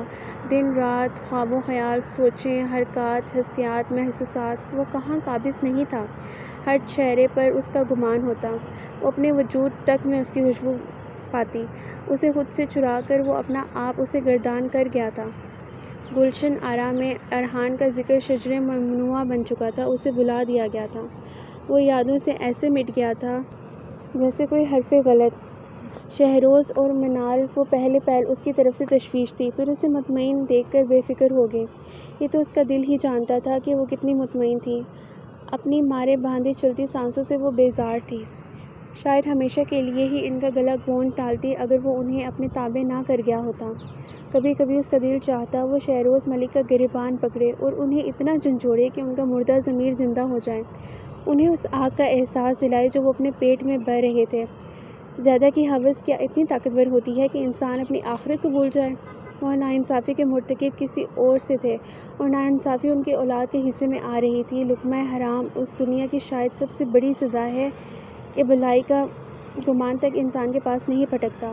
کتنے بد نصیب تھے وہ، سوچیں پیچ در پیچ ذہن میں چلی آتی۔ ارحان کے ساتھ کی گئی زیادتی اسے نہیں بھولتی تھی، اس پہ متضاد یہ احساس کہ اس کا باپ خائن ہے کچوکوں پر کچوکے لگاتا۔ وہ بے نیاز نہیں بن سکتی تھی، بننے لگی تھی۔ انسان جب کوئی سبیل نہیں پاتا تب وہ بے حس ہونے لگتا ہے، راہ فرار پانے کی سعی کرتا ہے۔ وہ بھی یہی کرنے لگی، لیکن تقدیر کو شاید یہ منظور نہیں تھا۔ وہ کالج سے تھکی ہاری گھر لوٹی تو لان میں اشیاء کا ڈھیر لگا دیکھ کر بری طرح ٹھٹکی۔ شہروز، منال، مشال، لائبہ، اصفر، عماد سب موجود تھے۔ نوکر اندر سے سامان لا کر رکھ رہے تھے۔ ایک فروی مائل شخص سامان کو غور سے دیکھتا، چھو کر تسلی کر رہا تھا اور اس کی ہدایت کے مطابق سامان کو ٹرکوں کے اوپر لوڈ کیا جا رہا تھا جو قطرے فاصلے پر کھڑے تھے۔ انوشا بے یقینی، دکھ، صدمے کے زیر اثر کھڑی کی کھڑی رہ گئی۔ بے نیازی و بے حسی کا ہول یکدم چٹخا۔ یہ سب کیا ہو رہا ہے پاپا؟ شہروز ملک کے پاس پہنچ کر اس نے حتی الوسیع تنفس پر قابو پاتے ہوئے پوچھا، جو اندر اٹھتے ابال کے باعث بے قابو ہو جا رہا تھا۔ تم آ گئیں؟ انہوں نے گہری نظر اس پر ڈالی۔ ہم نے بہروز کے پوشن کا سارا سامان نیلام کر دیا ہے۔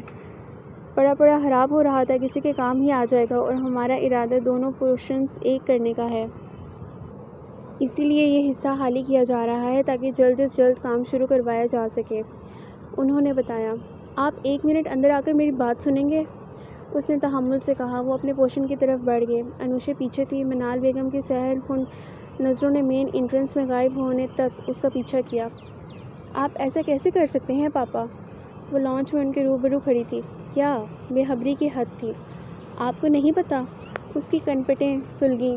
وہ صرف سامان نہیں، آپ کے مرحوم بھائی اور باورچ کی یادیں ہیں جنہیں آپ کوڑیوں کے مول اس کباڑیے کے ہاتھ بیچ رہے ہیں۔ یادوں کا مقام دل و دماغ ہوتا ہے انوشا، وہ میرے دل میں ہیں اور ہمیشہ رہیں گے۔ تم نے سوچ کیسے لیا کہ میں ان کی یادوں کو بیچ رہا ہوں؟ میں ایسا سوچ بھی نہیں سکتا، لیکن اس سامان کو فروخت کرنا ضروری تھا۔ کتنا عجیب لگتا ہے، گھر کا ایک حصہ آباد ہو اور دوسرا ویران، الگ تھلگ۔ تمہیں تو خوش ہونا چاہیے کہ تمہارا گھر مکمل ہو رہا ہے۔ Don't be emotional. ماضی کی یادوں سے نکلو بیٹا، حال کو دیکھو۔ وقت اور اس کی ضروریات کے ساتھ کمپرومائز کرنا پڑتا ہے۔ اس کے بہتے آنسوؤں سے نظریں چرا کر دھیرے دھیرے سمجھاتے ہوئے بولے، واو واٹ اے فلاسفی۔ اس نے الٹے ہاتھ کی پشت سے آنسو صاف کیے۔ شاید اسی کمپرومائزنگ پالیسی پر عمل کرتے ہوئے آپ نے ارحان کو دودھ سے مکھی کی طرح نکال پھینکا تھا۔ انوشا، وہ یکدم غصے میں آ کر چلائے۔ چند لمحے غسیلے تاثرات لیے اس کی طرف دیکھتے رہے، پھر دانستہ لہجہ نرم کیا۔ بہت بڑی غلط فہمی ہے تمہیں، یقیناً بلا تحقیق و صفائی اپنے باپ پر الزام رکھ دیا تم نے۔ لہجے میں دکھ تھا۔ ایک تکلیف دہ مسکراہٹ انوشا کے ہونٹوں پر آ گئی۔ میں بچی نہیں ہوں پاپا جسے آپ بہلانے کی کوشش کر رہے ہیں۔ تحقیقات، انکوائریاں، صفائیاں حقائق کی عدم موجودگی میں درپیش ہوتی ہیں۔ سورج کو چراغ نہیں دکھایا جاتا۔ سچائی سے آپ بخوبی آگاہ ہیں اور بے خبر بھی نہیں ہیں،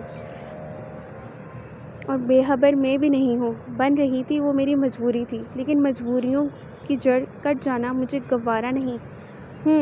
تو اپنے باپ کے مخالف جاؤ گی؟ وہ غرائے۔ میں ایسی گستاخی کا سوچ بھی نہیں سکتی۔ کمزوری اس کے لہجے میں در آئی۔ آپ دوسروں کے ساتھ جیسے بھی ہوں، پر میرے باپ ہیں۔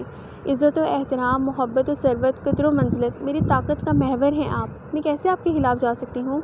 لیکن جن راہوں پر آپ چل رہے ہیں، میرا ان پر چلنا ناممکن ہے۔ آئی ایم سوری پاپا۔ ماما، پاپا چلے گئے، ارحان چلا گیا، آج ان کی یادیں بھی نکل جائیں گی، میرا کیا بچا یہاں پر، اس لیے میں بھی جا رہی ہوں۔ ان سے ریلیٹڈ کسی بھی چیز کا وجود باقی نہیں رہنا چاہیے یہاں پر۔ آپ سے بس اتنی سی ریکویسٹ ہے کہ وہ یادیں مجھے بخش دیں، چاہے بھیک سمجھ کر ہی صحیح، آپ کے نزدیک وہ پرانا سامان صحیح، لیکن میرا قیمتی اثاثہ ہے۔ سوری اگین، میں بہت نافرمان بیٹی ہی صحیح، لیکن بدتر سے بدتر کے لیے بھی کہیں نہ کہیں گنجائش نکل ہی آتی ہے، اسے آخری خواہش سمجھ لیں میری۔ وہ کہہ کر رکی نہیں، بھاگتی ہوئی اپنے کمرے کی طرف چلی گئی۔ شہروز ملک وہیں کھڑے رہ گئے۔ جرم چاہے جتنا بھی بڑا ہو، مجرم کی آخری خواہش کا احترام کیا جاتا ہے۔ انسانیت کا تقاضا بھی یہی ہے۔ وہ بامراد ٹھہری تھی۔ شہروز ملک انسانیت کے تقاضوں سے آگاہ تھے یا نہیں، لیکن ان کا شاطر دماغ موقع و مصلحت کو مد نظر رکھنا ضرور جانتا تھا۔ بیٹی کی نظروں میں بغاوت کے آثار وہ دیکھ چکے تھے۔ اس کا ماخذ انہیں دنگ کر گیا تھا۔ جذبوں کا ایک منہ زور طوفان تھا جو انہیں بہا لے جانے کو تیار کھڑا تھا۔ وہ جس کے نام تک سے نفرت تھی، اس کی محبت کی جوت ان کی بیٹی کے دل میں جل رہی تھی۔ پہلی بار انہوں نے انوشے سے بے پناہ نفرت کی، اپنی غفلت کو کوسا، بے خبری پر لعنت بھیجی۔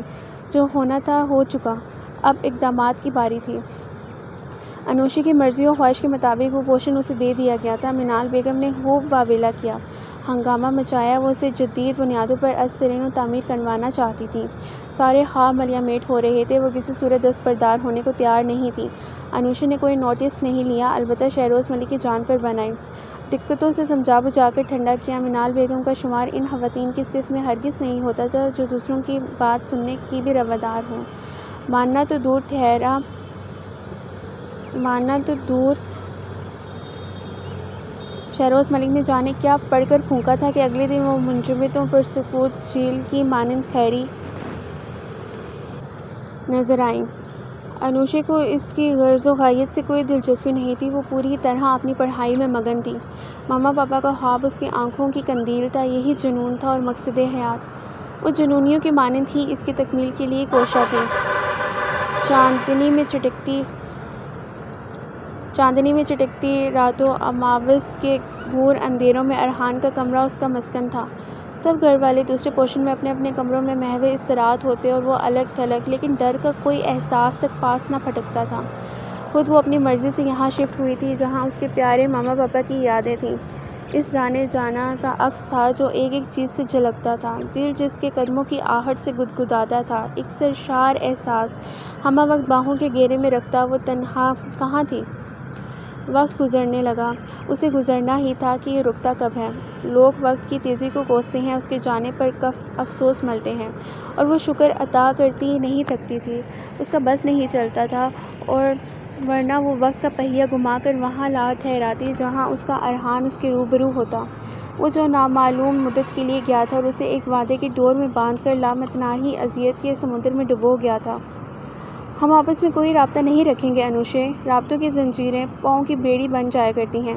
رابطے میں رہیں گے تو جدائی کا احساس ہر لب سے ٹپکے گا، تم رہ نہیں پاؤ گی اور میں کھینچا چلاؤں گا۔ وصل کی آرزو پر خواب قربان ہو جائیں گے، اور ہم ایسا نہیں کر سکتے انا، ہمیں یہ کڑوا گھونٹ بھرنا پڑے گا۔ بٹ ڈونٹ وری، ہجر کا یہ سفر اتنا لمبا نہیں ہوگا، بس چند سال، پھر میں لوٹ آؤں گا، بس چند سال دے دو مجھے۔ اسے سینے میں سموئے وہ پروانہ اجل سنا رہا تھا، اور انوشے کی دھڑکن ساکن تھی۔ وہ حیران تھی، بھلا کیسے دھڑک پائے گا یہ دل بنا اس کے؟ پر اب دھڑک رہا تھا تو اسے محبت کے کرشموں پر یقین آ رہا تھا۔ کہاں بس میں رہتا ہے کچھ جب محبت ہو جائے، انسان پل پل مرتا ہے پر مر نہیں پاتا۔ محبت کی نگری میں داخل ہو کر مرضی کے صرف خواب ہی دیکھے جا سکتے ہیں، حقیقت کا جن سے دور دور تک کوئی تعلق نہیں ہوتا۔ کرشمہ در کرشمہ، حیرت کدہ تلسم جو انسان کو ہر آنے بحر حقیقت میں حیرت میں غرق کرتا رہتا ہے، اسے اپنا آپ کوئی حیرت کدہ ہی لگتا تھا۔ محبت عجیب طلسم بن کر اس کے وجود پر اتری تھی۔ خدا خدا کر کے 5 مہینے کا عرصہ گزرا، پر انوشے کو یوں لگا جیسے ہزاروں سال گزر گئے ہوں۔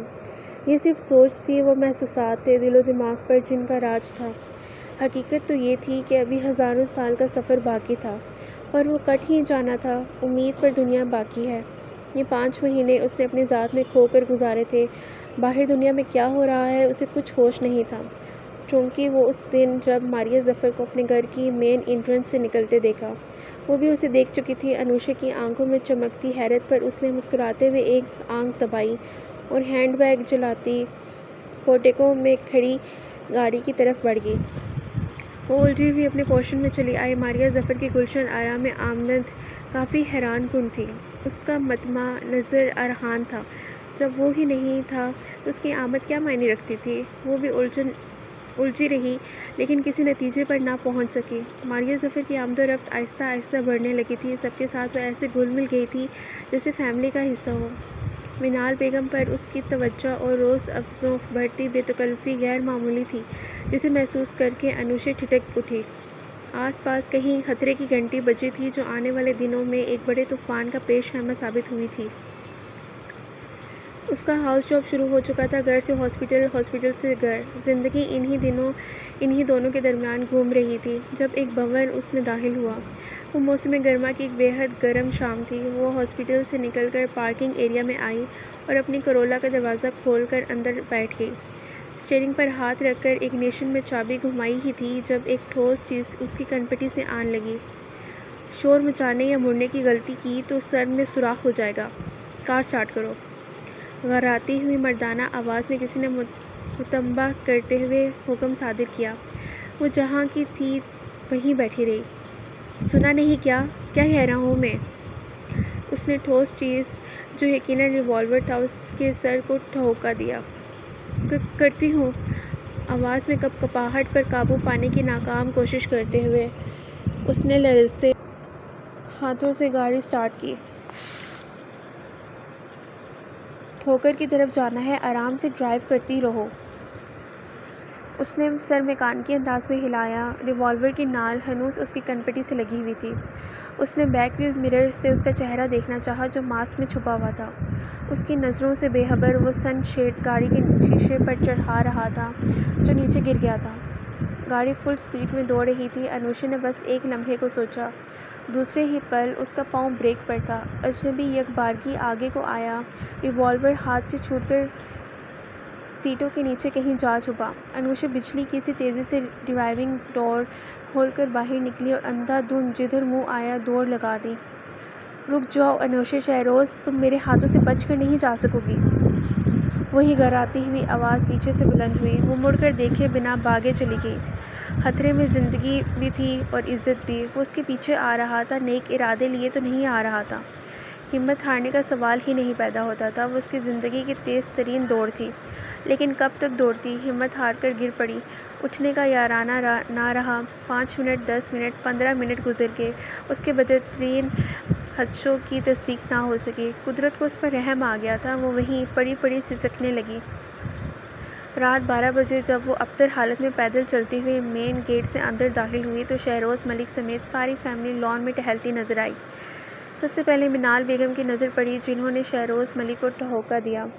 انہوں نے چونک کر گیٹ کی طرف دیکھا، پھر سراپا قہر بنے اس کی طرف لپکے اور بالوں سے پکڑ کر کھینچتے ہوئے اندر لے آئے۔ پاپا، پاپا! انوشا چیخنے لگی۔ انہوں نے اسے گھما کر فرش پر پھینکا۔ کون ہے وہ جس کے ساتھ منہ کالا کر کے آئی ہو؟ بولو! وہ داڑھے۔ انوشا سر ہاتھوں میں تھامے ان کے لفظوں پر غور کرتی رہ گئی۔ ارے اس سے کیا پوچھ رہے ہیں؟ رات باہر گزار کر آئی ہے، پھر بھی یقین نہیں آ رہا۔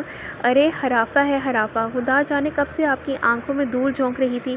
کتنے یار بنا رکھے ہیں، عزت مٹی میں ملا دی۔ ہائے! وہ سر پیٹنے لگی۔ مشال اور لائبہ نے جلدی سے بڑھ کر ماں کو سنبھالا۔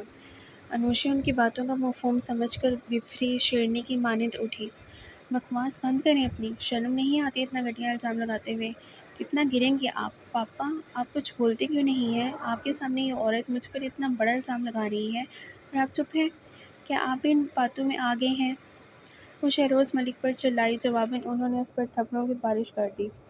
ہرافہ، تیرے لچھن تو مجھے اسی دن سمجھ آنے چاہیے تھے جب تو نے اس یار کے لیے میرے ساتھ بدزبانی کی تھی۔ لیکن میری آنکھوں پر محبت کی پٹی بن رہی تھی، پر اب نہیں۔ تجھے تیرے کرموں کا پھل مل کر رہے گا۔ بری طرح پیٹتے ہوئے وہ اسے مغلظات سے نوازنے لگے۔ کسی نے آگے بڑھ کر چھڑانے کی زحمت نہیں کی۔ وہ رات انوشا کے لیے بہت بھاری تھی، بدن چوٹوں سے دکھ رہا تھا، روح الزامات کے بوجھ تلے دبی رہ رہی تھی۔ ارحان اس رات شدت سے یاد آیا۔ اس کے ساتھ بھی وہی ہونے جا رہا تھا جو کبھی اس کے ساتھ ہوا تھا۔ مکھن سے بال کی طرح نکالا جا رہا تھا۔ اسے پوری گیم سمجھ آ رہی تھی اور سینہ درد سے پھٹنے کے قریب تھا۔ 5 دن وہ کمرے میں ملازموں کے رحم و کرم پر پڑی رہی۔ کسی کو اس کے کمرے میں جھانکنے تک کی توفیق نہیں ہوئی تھی۔ کسی سے وہ امید رکھ بھی کیا سکتی تھی؟ بس دل خوش فہم جو ایک باپ کی بابتا پر منتظر تھا، جو نہ جانے کہاں جا سوئی تھی، جسے شاید کبھی نہیں جاگنا تھا، پر اس کے اندر نفرت کا بامبر چلا گئی۔ اس کی زندگی کی بہت سی محرومیوں کا ذمہ دار وہ شخص تھا جس نے اپنی حوث و تسکین، قلب میں ناجائز کو ناجائز اور حرام کو حرام نہیں سمجھا تھا، جو ہمیشہ دوسروں کی آنکھ سے دیکھتا اور پرائے کانوں سے سنتا رہا، جس کی ذہنی پسماندگی کا یہ عالم تھا کہ اپنی ہی بیٹی کو کردار کے کٹہرے میں لا کھڑا کیا تھا۔ یہ کیا دھرا کن کا تھا وہ جانتی تھی، لیکن اسے ان سے گلہ تھا نہ کوئی شکایت۔ اس کے بندار کا نشمین ٹوٹا تھا۔ ذمہ دار کسی اور کو کیسے ٹھہراتی کہ سنگ بار اس کا باپ تھا۔ کردار پر داغ نہ بھی ہو تو اعتبار کی عدم موجودگی بذات خود ایک بدنما داغ ہے۔ اس کا ماتھا داغدار تھا اور دل داغ۔ یہ اس انسان کی بدولت تھا، دل جس کی عزت و توقیر کے سامنے سرنگوں تھا، مگر اب نفرت کے شعلے اسے جلا کر بھسم کر رہے تھے۔ بغاوت کی لہریں شکستہ بدن سے ٹکرا کر سر پٹک رہی تھیں۔ وہ ظلم کے مقابل ڈٹ جانے کا عزم کر رہی تھی اور دوسری طرف ظلم اسے مٹا دینے کے در پہ تھا۔ شہروز ملک نے اس کے گھر سے نکلنے پر پابندی لگا دی تھی۔ وہ بہت روئی، تڑپی، چلائی، پر ان کے کانوں پر جوں تنگ نہ رینگی تھی۔ اس کی چوٹیں ٹھیک ہوتے ہی منال بیگم ایک دن پورے کروفر کے ساتھ اس کے کمرے میں آئیں۔ پیچھے سجی سجائی ٹوکری اٹھائے ملازمہ تھی۔ یہ لے، پہن لے اور تیار ہو جا، شام کو نکاح ہو رہا ہے تیرا۔ ٹوکری سے شاہانی جوڑا نکال کر اس کے اوپر پھینکتے ہوئے وہ تنفر سے بولی۔ انوشا کی سماعتوں میں کوئی دھماکہ ہوا تھا، پھٹی پھٹی نگاہوں سے انہیں دیکھتی گئی۔ ایسے کیا دیکھ رہی ہے؟ اتنی ہی آگ لگی تھی منہ کالا کرنے کی تو بول دیتی، تو بول پڑھا کے بیچ دیتے تیرے یار کے ساتھ۔ ہانک ڈال دی ہمارے سروں میں، اب ایسے بیٹھی ہے جیسے نیک پروین ہے۔ وہ زہر اگلنے لگی۔ انوشا پر ذرا اثر نہیں ہوا۔ وہ بیڈ پر سے اتر کر ان کے سامنے آ کر کھڑی ہو گئی۔ مجھے یہ نکاح نہیں کرنا مسز منال شہروز ملک، وہ پورے اعتماد سے بولی۔ کیا کہا؟ نکاح نہیں کرنا؟ تو کیا اپنے یار کے ساتھ گھر سے بھاگنا ہے؟ کوئی کسر رہ گئی ہے جسے نکالنے کی حسرت ابھی بھی دل میں ہے؟ وہ سیخ پا ہو گئی تھی اس کے انکار سے۔ آپ نے جو سمجھنا ہے سمجھے، میرا انکار واضح ہے، اور اگر آپ لوگوں نے مجھ سے کوئی زور زبردستی کرنے کی کوشش کی تو انجام کے ذمہ دار خود ہوں گے، اس نے وارن کیا۔ مشال اور لائبہ سے یہ جرأت برداشت نہیں ہوئی تھی، جارحانہ انداز لیے آگے بڑھیں، لیکن منال بیگم نے روک دیا۔ ابھی حالات و واقعات اس قسم کی کارروائی کے لیے موزوں نہیں تھے۔ بیٹیوں کو آنکھوں ہی آنکھوں میں چند اشارے کر کے وہ باہر نکل گئیں۔ اس کی پرزور مزاحمت کو قطعی بیکار کرتے ہوئے مشال اور لائبہ نے اسے وہ سرخ کفن پہنا کر ہی دم لیا تھا اور بزور بازو نیچے لے کر آئی تھی جہاں اس کی تدفین کے انتظامات مکمل تھے۔ ماریہ ظفر بھی وہیں تھی۔ اسے دیکھ کر پرغرور مسکراہٹ اس کے لبوں پر سج گئی تھی۔ انوشا سسکنے لگی۔ کوئی جائے پناہ نہیں تھی، کوئی راہ فرار نہیں تھی۔ آخری راستہ خودکشی کا بچا تھا جس پر چلنے کا اس نے مصمم ارادہ کر لیا۔ لڑکے والے آنے ہی والے تھے، لیکن اس سے پہلے ہی وہ بلائے ناگہانی بن کر پہنچ گئے۔ Mister and missus Manal Shehroz Malik, you are under arrest. S P نے اریسٹ وارنٹ دکھا کر ہتھکڑی لہرائی تو سب کچھ جیسے سانپ سونگھ گیا۔ لیکن کس جرم میں؟ شہروز ملک کی آواز لڑکھڑا گئی تھی۔ زبردستی شادی کے گھناؤنے جرم میں۔ سوٹی بوٹی باوقار چال چلتا جو شخص اندر داخل ہوا تھا، اسے دیکھ کر سب چونک اٹھے تھے۔ انوشا کی آنکھیں بھیگ گئیں۔ جنہیں صاف کرتی وہ تیزی سے اس شخص کی جانب بڑھی اور اس کے کندھے سے سر ٹکا کر رونے لگی۔ وہ سر ارسم باجوہ تھے، اس ہاسپٹل کے ڈین جہاں اس کا ہاؤس جاب چل رہا تھا، اور بہروز ملک کے پرانے دوست۔ شہروز ملک سے بھی ان کی اچھی خاصی الگ سلیگ تھی۔ یہ سب کیا ہے ارسم؟ شہروز ملک غصے سے بولے۔ وہی تو میں جاننا چاہ رہا ہوں کہ یہ سب کیا ہے۔ ایس پی کو باہر جانے کا اشارہ کرتے ہوئے انہوں نے انوشا کی بابت کہا۔ ایس پی کانسٹیبل سمیت باہر چلا گیا۔ ایک بد کردار لڑکی کا یہی انجام ہوتا ہے، اور اب تم یہاں سے چلے جاؤ۔ میں اپنے گھریلو معاملات میں تمہاری مداخلت قطعی برداشت نہیں کر سکتا، شہروز ملک نے کہا۔ تمہاری شکل القلبی کو میں سلام پیش کرتا ہوں، کیونکہ اولاد کے معاملے میں ایسی سنگ دلی کا مظاہرہ صرف تم ہی کر سکتے ہو، ارسم باجوہ نے کہا۔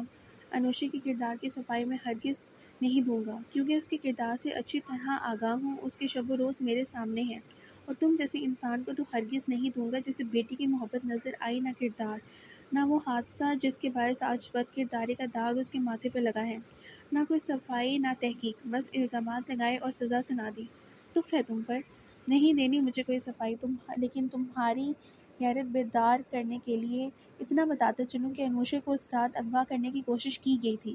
آفرین ہے اس بچی پر جس نے اپنی جان پر کھیل کر اپنی زندگی اور عزت کی حفاظت کی، اور ابتر حالوں سے گھر پہنچی۔ وہ مجرم آج سلاخوں کے پیچھے ہے۔ یہ گھناؤنی حرکت کس کی تھی، اس کا پتہ تو میں لگا کر ہی رہوں گا۔ لیکن ایک مشورہ تمہیں بھی دینا چاہوں گا کہ باپ ہو تو باپ ہونے کا فریضہ بھی نبھاؤ، چھوڑ دو دوسروں کے پیچھے چلنا۔ آخری الفاظ انہوں نے منال بیگم کی طرف دیکھتے ہوئے ادا کیے تھے، جن کا چہرہ لٹھے کے مانند سفید پڑ گیا تھا۔ کیا مطلب؟ کیا کہنا چاہتے ہو تم؟ شہروز ملک نے بے حد چونک کر حیرت بھرے لہجے میں پوچھا۔ کل گھر آ جانا، پتہ چل جائے گا، انہوں نے رکھائی سے کہا اور انوشے کی طرف متوجہ ہوئی۔ آپ اپنے کمرے میں جاؤ بیٹا، کوئی نکاح نہیں ہو رہا یہاں پر، اور بہت چھٹیاں ہو گئیں، کل سے ہاسپٹل آنا ہے تمہیں، جاؤ اب۔ انہوں نے اس کے سر پر ہاتھ رکھا، وہ آنسو پوंچھتی ہوئی کمرے میں آگے اور تن پر سجے لوازمات نوچ نوچ کر اتارنے لگی جن کا بوجھ اس کے لیے ناقابل برداشت تھا۔ ذہن و دل فریش اور ہلکے ہوئے تو وہ بیٹھ کر گزشتہ حالات و واقعات پر غور کرنے لگی۔ سر ارسم باجوہ کی حیران کن آمد سے اسے الجھا رہی تھی۔ حادثے کے بعد سے وہ بیرونی دنیا سے کٹی ہوئی تھی، تو پھر ارسم باجوہ تک اس کے حالات کیسے پہنچے تھے؟ بہت سے سوالات تھے جو تشنہ تھے، کچھ ابہام جن کو دور کرنا ضروری تھا۔ اس نے ملازمہ کو آواز لگا کر فون لانے کو کہا، جو اسے یقین تھا کہ اب اس کے لیے شجر ممنوع نہیں ہوگا۔ منال بیگم نے جانے کیا جادو چلایا تھا کہ شہروز ملک ارسم باجوہ کی آمد و الفاظ یکسر بھول گئے تھے۔ انوشی انتظار ہی کرتی رہ گئی کہ وہ اس کی بے گناہی کا ثبوت لینے جائیں گے۔ وہ دن کبھی نہ آ سکا، البتہ گلشن آرا ایک اور قیامت سے ہمکنار ہو گیا۔ وشال اپنے کسی کلاس فیلو کو پسند کرتی تھی اور اس سے شادی کی خواہاں تھی۔ شہروز ملک نے اچھی طرح چھان بین کر کے جائزہ لیا اور رشتے سے انکار کر دیا۔ وہ لڑکا ایک نمبر کا لوفر آوارہ تھا۔ وشال نے ہنگامہ کھڑا کر دیا، وہ کسی طور پر اسے دستبردار ہونے کو تیار نہیں تھی اور شہروز ملک ماننے کو۔ منال بیگم بیٹی کی ہاں میں ہاں ملا رہی تھی۔ الجھنیں بڑھتی گئیں، تبھی ایک دن نقدی و زیورات سمیٹ کر خاموشی سے رات کے اندھیرے میں گھر کی دہلیز پار کر گئی۔ گلشن آرا کی بنیادیں ہل گئی تھیں، لیکن قیامت صغریٰ ابھی باقی تھی۔ صرف 24 گھنٹے کے اندر اندر وہ لٹی پٹی، شکستہ بدن، خالی ہاتھ دوبارہ ان کے سامنے تھی۔ وہ لڑکا نقدی و زیورات سمیت اس کے سب سے قیمتی متاع بھی لوٹ کر لے گیا تھا۔ منال بیگم ڈہ سی گئی۔ شہروز ملک کو زبردست ہارٹ اٹیک ہوا۔ حرام کے نتائج سامنے آ رہے تھے۔ انوشی کے لیے یہ سب بہت تکلیف دہ تھا۔ نفرت و ناراضگی اپنی جگہ، لیکن جو ہو رہا تھا وہ کسی سنگ سے سنگ دل کا بھی پتھر کلیجہ پگھلا ڈالتا۔ وہ ساری کڑوی یادیں بھلا کر ان کی دلجوئی میں لگ گئی۔ ان کی نفرت میں کوئی کمی نہیں آئی تھی، لیکن اس نے ماتھے پر شکن تک نہ آنے دی۔ وشال کا فوری طور پر نکاح کر دینے کا منصوبہ بنا اور ہفتے کے اندر اندر عمل درآمد بھی ہو گیا۔ ایک سادہ سی تقریب میں وہ بزنس مین راحت کی میت میں مسز راحت بن کر گھر سے ودا ہو گئی۔ شہروز ملک نے دوبارہ اس سے ملنا جلنا چھوڑ دیا، البتہ انوشے سے ان کی سوئی ہوئی محبت دوبارہ جاگنے لگی۔ اس میں بڑا ہاتھ سر ارسم باجوہ سے ہونے والی ان ملاقات کا تھا۔ انسان کو کبھی نہ کبھی غلطیوں کا احساس ہو ہی جاتا ہے۔ جب ٹھوکر لگتی ہے، پھر وہ اعتراف جرم بھی کرتا ہے، اظہار شرمندگی بھی کرتا ہے، گناہوں سے تائب ہو کر نیکیوں کا عزم اور اعادہ بھی کرتا ہے۔ انہوں نے سب کیا۔ انوشے کو ان کی حالت دیکھ کر دکھ ہوتا، پھر دل خوشی کے بے پایاں احساس سے بھر جاتا۔ وہ اس دلدل سے نکل رہے تھے جس کی گہرائی لامحدود ہوتی ہے۔ انسان جس میں ایک بار دھنس جائے تو دھنستا چلا جاتا ہے۔ گناہوں کی دلدل ایسی لذت بھری ہوتی ہے کہ انسان مزید دھنسنے کی خواہش کرتا ہے۔ خوش قسمت ہوتے ہیں وہ لوگ جو اس کی حقیقت پا کر پھڑپڑاتے ہیں، نکلنے کے لیے ہاتھ پاؤں مارتے ہیں اور نکل آتے ہیں۔ انوشے سے انہوں نے ارحان کا پتہ پوچھا تھا۔ اس نے معذوری ظاہر کی۔ کچھ ہوتا تو بتاتی، سوائے کینیڈا اور ماریہ ظفر کے۔ ماریہ نے بھی لا علمی کا اظہار کیا، لیکن کینیڈا کا حوالہ تو تھا۔ انہوں نے اسی کو بہت جانا اور کینیڈا میں اپنے جاننے والوں کے توسط سے اس کی تلاش شروع کر دی۔ شہروز ملک نے توبہ کی تھی، اور یہ توبہ سچے دل سے کی تھی۔ ان میں حرام کے مضمرات مزید سہنے کی سخت نہیں تھی۔ ناجائز کمائی کے تمام ذرائع ختم کر دیے۔ جو کمایا تھا وہ بھی آہستہ آہستہ نکالنے لگے۔ ارحان کا حصہ انہوں نے انوشے کے نام کر دیا تھا۔ وقت پھر گزرنے لگا۔ پرسکوت زندگی میں ایک بار پھر سے تلاطم تب آیا جب وشال طلاق کا ٹھپا لگا کر گلشن آرا آن بیٹھی۔ شہروز ملک نے بظاہر کوئی نوٹس نہیں لیا۔ اپنی پہلو ٹہی کی اولاد کے معاملے میں وہ شاید یوں ہی بے حس ہو چکے تھے۔ پرواہ دوسری جانب بھی نہیں تھی۔ وشال دوبارہ اپنی زندگی میں مگن ہو چکی تھی۔ عماد اور اصفر کو بھی اپنی گرل فرینڈ سے فرصت نہیں ملتی تھی۔ باپ کا پیسہ وہ بے دردی سے لٹاتے تھے جو اب دن بدن کم پڑ رہا تھا۔ گھر میں آئے دن جھگڑے ہونے لگے۔ لائبہ بھی پر پرزے نکال رہی تھی۔ منال بیگم کا تنتنا دم توڑ رہا تھا۔ اولاد کی کرتوتیں دیکھ لینے کے بعد شوہر کی قدر و منزلت بڑھ رہی تھی۔ کچھ کم مائیگی کا احساس بھی تھا۔ ادھر سکون انوشی کی زندگی سے بھی ناپید تھا۔ اس دشمن جاں کی یاد پل پل تڑپاتی تھی۔ سال مزید آگے سر کے وہ دنیا سے کٹتی چلی گئی۔ ہاسپٹل، شہروز اور ارحان کا کمرہ، یہی محور تھے اس کے۔ ارحان کا پسندیدہ کرسٹل ٹری اس کے ہاتھوں میں ہوتا۔ ہجر زدہ راتوں کے بھیانک و کربناک سناٹے ہوتے اور اس کے بہتے آنسو۔ 8 سال بعد کہیں جا کے وہ دل خوشکن نوید ملی تھی۔ شہروز ملک کی کوششیں رنگ لے آئی تھی۔ وہ آ رہا تھا، اسے آنا ہی تھا۔ بیک گراؤنڈ سے ٹیک لگائے اس کی تصویر والا فوٹو فریم سینے سے لگائے ہوئے وہ آنکھیں موندے نیم دراز تھی۔ جب وہ کمرے میں داخل ہوا، اس کے مخصوص پرفیوم کی خوشبو نتھنوں میں گھسی تو انوشی کی آنکھیں میکانیکی انداز میں کھل گئیں۔ اس کے قریب بیڈ پر بیٹھ رہا تھا۔ انوشی نے پاؤں سمیٹے اور سیدھی ہو کر بیٹھ گئی۔ کیا دیکھ رہی ہو؟ اس نے فریم اچکا۔ اوہ، میری تصویر۔ اس نے برا سا منہ بنا کر فریم سائڈ پر اچھال دیا۔ کیا ہوا؟ انوشی نے فریم پکڑا۔ اس کی ضرورت تب تھی جب میں یہاں نہیں تھا۔ اب آ گیا ہوں تب بھی یہ تمہارے ہاتھوں میں ہے۔ دس از ناٹ فیئر۔ اس نے فریم اس کے ہاتھوں سے لے کر سائڈ ٹیبل پر رکھا اور بازو وا کر دیا۔ کم آن۔ سر کے حفیف سے اشارے سے مائنی ہیز اشارہ کیا۔ انوشی سرخ پڑ گئی۔ آئی ایم ویٹنگ انا۔ وہ چشم و دل وا کیے ہوئے تھا۔ Please come to your senses Arhan. وہ رخ پھیر گئی۔ کم آن انا، یہ وہی بازو ہیں جن کے جھولے میں تم نے سارا بچپن گزارا ہے۔ ان کے تکیے کے بغیر تمہیں نیند نہیں آتی۔ آج شرما رہی ہو؟ وہ ماضی یاد دلانے لگا۔ وہ سب ماضی کی باتیں ہیں۔ وہ اٹھ کر کھڑکی کے پاس جا کھڑی ہوئی۔ ارحان اس کے روبرو آ گیا۔ تھوڑی سے پکڑ کر چہرہ اوپر کیا۔ انوشی کی آنکھیں جھکی رہیں، بدن لرزیدہ تھا۔ 8 سال بیشتر کے ناز و انداز یاد آ گئے۔ جب وہ اسے چڑھاتی تھی وہ چڑھتا تھا، یہ آگے آگے بھاگتی وہ پیچھے ہوتا، اسے پکڑتا، گدگداتا، باہوں میں بھر کر خود میں سمو لیتا۔ وہ چھوئی موئی بنی اس کے حصار میں بے حال ہوئی جاتی۔ گستاخیاں در گستاخیاں جن پر دیوانوں کے دیوان لکھے جا سکتے تھے۔ وہ شاعر تھا جس کی شاعری عملی زبان میں ترتیب پاتی تھی۔ انوشی کبھی اس کے سحر سے نہیں نکل پائی تھی۔ اس سمے بھی وہ اسے مکمل طور پر اسے اپنے لپیٹ میں لے رہا تھا، پر وہ دامن بچانے کے چکر میں تھی۔ اب وہ بچپن یا لڑک پن نہیں تھا۔ اس کے سامنے ایک بھرپور مرد کھڑا تھا، جذبات کی شوریدہ سری جس کی آنکھوں سے عیاں تھی۔ وہ خود میں سمٹنے لگی۔ نادانیوں کا دور گزر چکا تھا۔ گزرتے وقت نے بہت سے تلخ تجربات کے علاوہ شرم و حیا اور نسوانیت کے احساسات سے بھی نوازا تھا، جن کا مظاہرہ اس وقت بے اختیاری تھا، اور ارحان کی مسکراہٹ، آنکھوں کی چمک بڑھتی جا رہی تھی۔ شرما رہی ہو؟ شرمانا بنتا بھی ہے۔ تمہارا یہ روپ میں نے بہت کم دیکھا ہے، لیکن جب جب دیکھا ہے اپنی محبت پر فخر محسوس ہوا ہے، جیسے کہ اس وقت۔ یہ جھکی پلکیں، تپتے گال، لرزیدہ بدن، سادگی سے بھرپور اشوے غمزے، یہ تم ہی ہو نا انا؟ اس کے لہجے میں شوق کا ایک جہاں آیا تھا۔ انوشی کی ہتھیلیوں سے پسینہ پھوٹ پڑا۔ ارحان نے اس کا چہرہ ہاتھوں کے پیالے میں لے لیا۔ متواتر بڑھتا تنفس، آرزو پر پھیلتا گلال اور ان پر چمکتے شبنمی قطرے اس کا حال عیاں کر گئے تھے۔ تبھی اس نے پیش قدمی کی تھی۔ محبت سے بھرپور نگاہوں سے وہ اسے تکتا جا رہا تھا، اور انوشی، وہ اپنا آپ چھڑا کر باہر کی سمت بھاگی تھی۔ دوپٹے کا بھی ہوش نہ رہا جو ارحان کے قدموں میں گر پڑا تھا۔ ارحان نے مسکراتے ہوئے دوپٹہ اٹھایا اور اس کے بیڈ پر گر گیا۔ دوپٹہ چہرے پر پھیلا لیا۔ دل فریب خوشبو حواسوں پر چھانے لگی۔ وہ مسکرانے لگا۔ شفون کا باریک دوپٹہ لطیف سا احساس لیے آرغوانی گھونگھٹ کے پار چہرہ یار کی جھلک تھی، جو جذبات کی لہروں کو دو آتشہ کرنے لگی۔ اس نے تکیہ باہوں میں لیا اور آہستہ سے آنکھیں موند لیں۔ چل ٹھیک ہے، کل مجھے فورٹریس میں مل، وہیں بیٹھ کے ڈسکس کر لیں گے۔ اوکے۔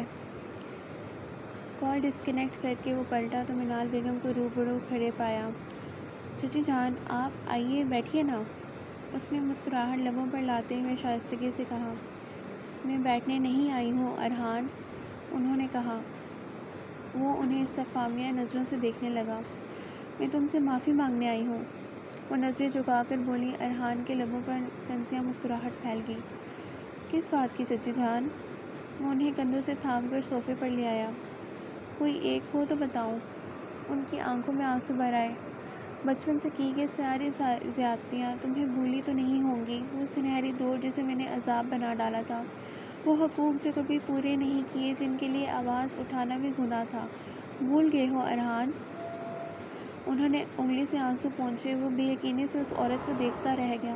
ایک اور وہ اس سے کے محرک سے بخوبی آگاہ تھا، پیسہ اور اولاد جو انسان کے لیے نعمت بھی ہے اور وبال جام بھی۔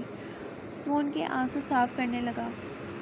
جی چچی جان، یاد ہے، بہت تکلیف دہ دور تھا، مگر اس سے بھی زیادہ تکلیف دہ آپ کی باتیں اور یہ آنسو ہیں۔ اگر ماضی واقعی آپ کے لیے تکلیف دہ ہے اور آپ اس کا ازالہ کرنا چاہتی ہیں تو معافی مت مانگیں، بلکہ گلے سے لگائیں اور ساری محرومیوں کا ازالہ کر دیں۔ میں سب کچھ بھول جاؤں گا۔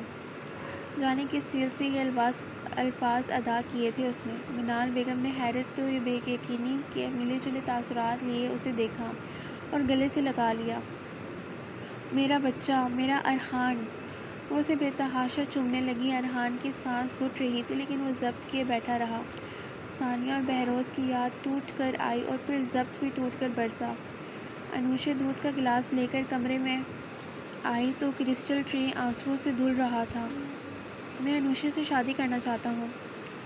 گلشن ارا کے ڈرائنگ روم میں موجود ماں سوائے ایک کے باقی ہر منفس پر یہ الفاظ بجلی بن کر گرے تھے۔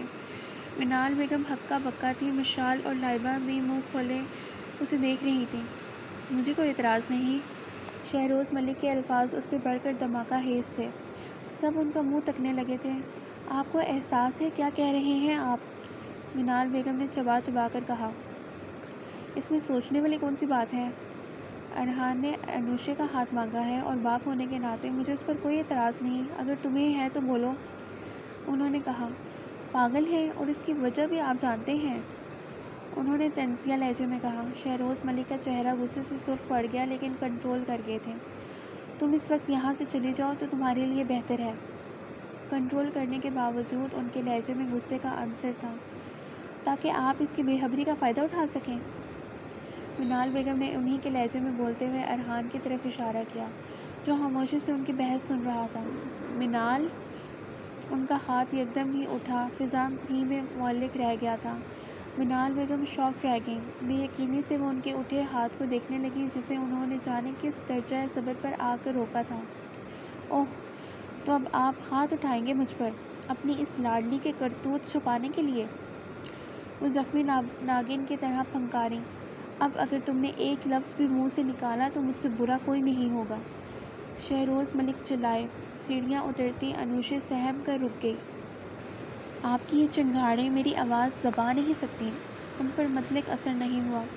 آپ اس کی حمایت کر رہے ہیں جس نے آپ کی عزت کو سرے بازار رون ڈالا تھا، نہ جانے کس کس کے ساتھ منہ کالا کرتی رہی ہے، گھر سے ہاسپٹل کے لیے جاتی تھی، اور ہاسپٹل کی آڑ میں کون سا دھندا چل رہا ہے آپ بخوبی جانتے ہیں۔ اس لیے تو آج تک اس بوجھ کو اپنے سر سے نہ اتار سکے۔ اب ارحان کے پلے اپنی بدکردار بیٹی کو باندھ رہے ہیں تاکہ اس کی بے لگام جوانی کو لگام ڈال سکیں، لیکن میں ایسا نہیں ہونے دوں گی۔ ارحان، اس رشتے کے لیے ہاں مت کرو۔ تمہارے ساتھ دھوکہ ہو رہا ہے، تمہارے آگے وہ چارہ ڈالا جا رہا ہے جس پر کتنے ہی منہ مار چکے ہیں۔ وہ لڑکی منال! شہروز ملک کی قوت برداشت ختم ہو گئی تھی۔ خطرناک تیور لیے منال بیگم کی طرف بڑھے۔ ارحان کے لیے مداخلت ناگزیر ہو گئی تھی۔ اس نے جھپٹ کر شہروز ملک کو اپنی مضبوط گرفت میں لے کر روکا۔ نہیں چچا جان، چھوڑو مجھے ارحان! اس کی ہمت کیسی ہوئی میری معصوم بچی پر الزام لگانے کی؟ میں جان لے لوں گا اس کی! وہ چیخ رہے تھے۔ انوشے تیزی سے سیڑھیاں اتر کر بھاگتی ہوئی آ کر ان سے لپٹ گئی۔ پاپا، پاپا پلیز کمپوز یور سیلف۔ مجھے کوئی فرق نہیں پڑتا اس سب سے۔ آپ کو مجھ پر یقین ہے نا؟ مجھے اور کسی کا اعتبار نہیں چاہیے۔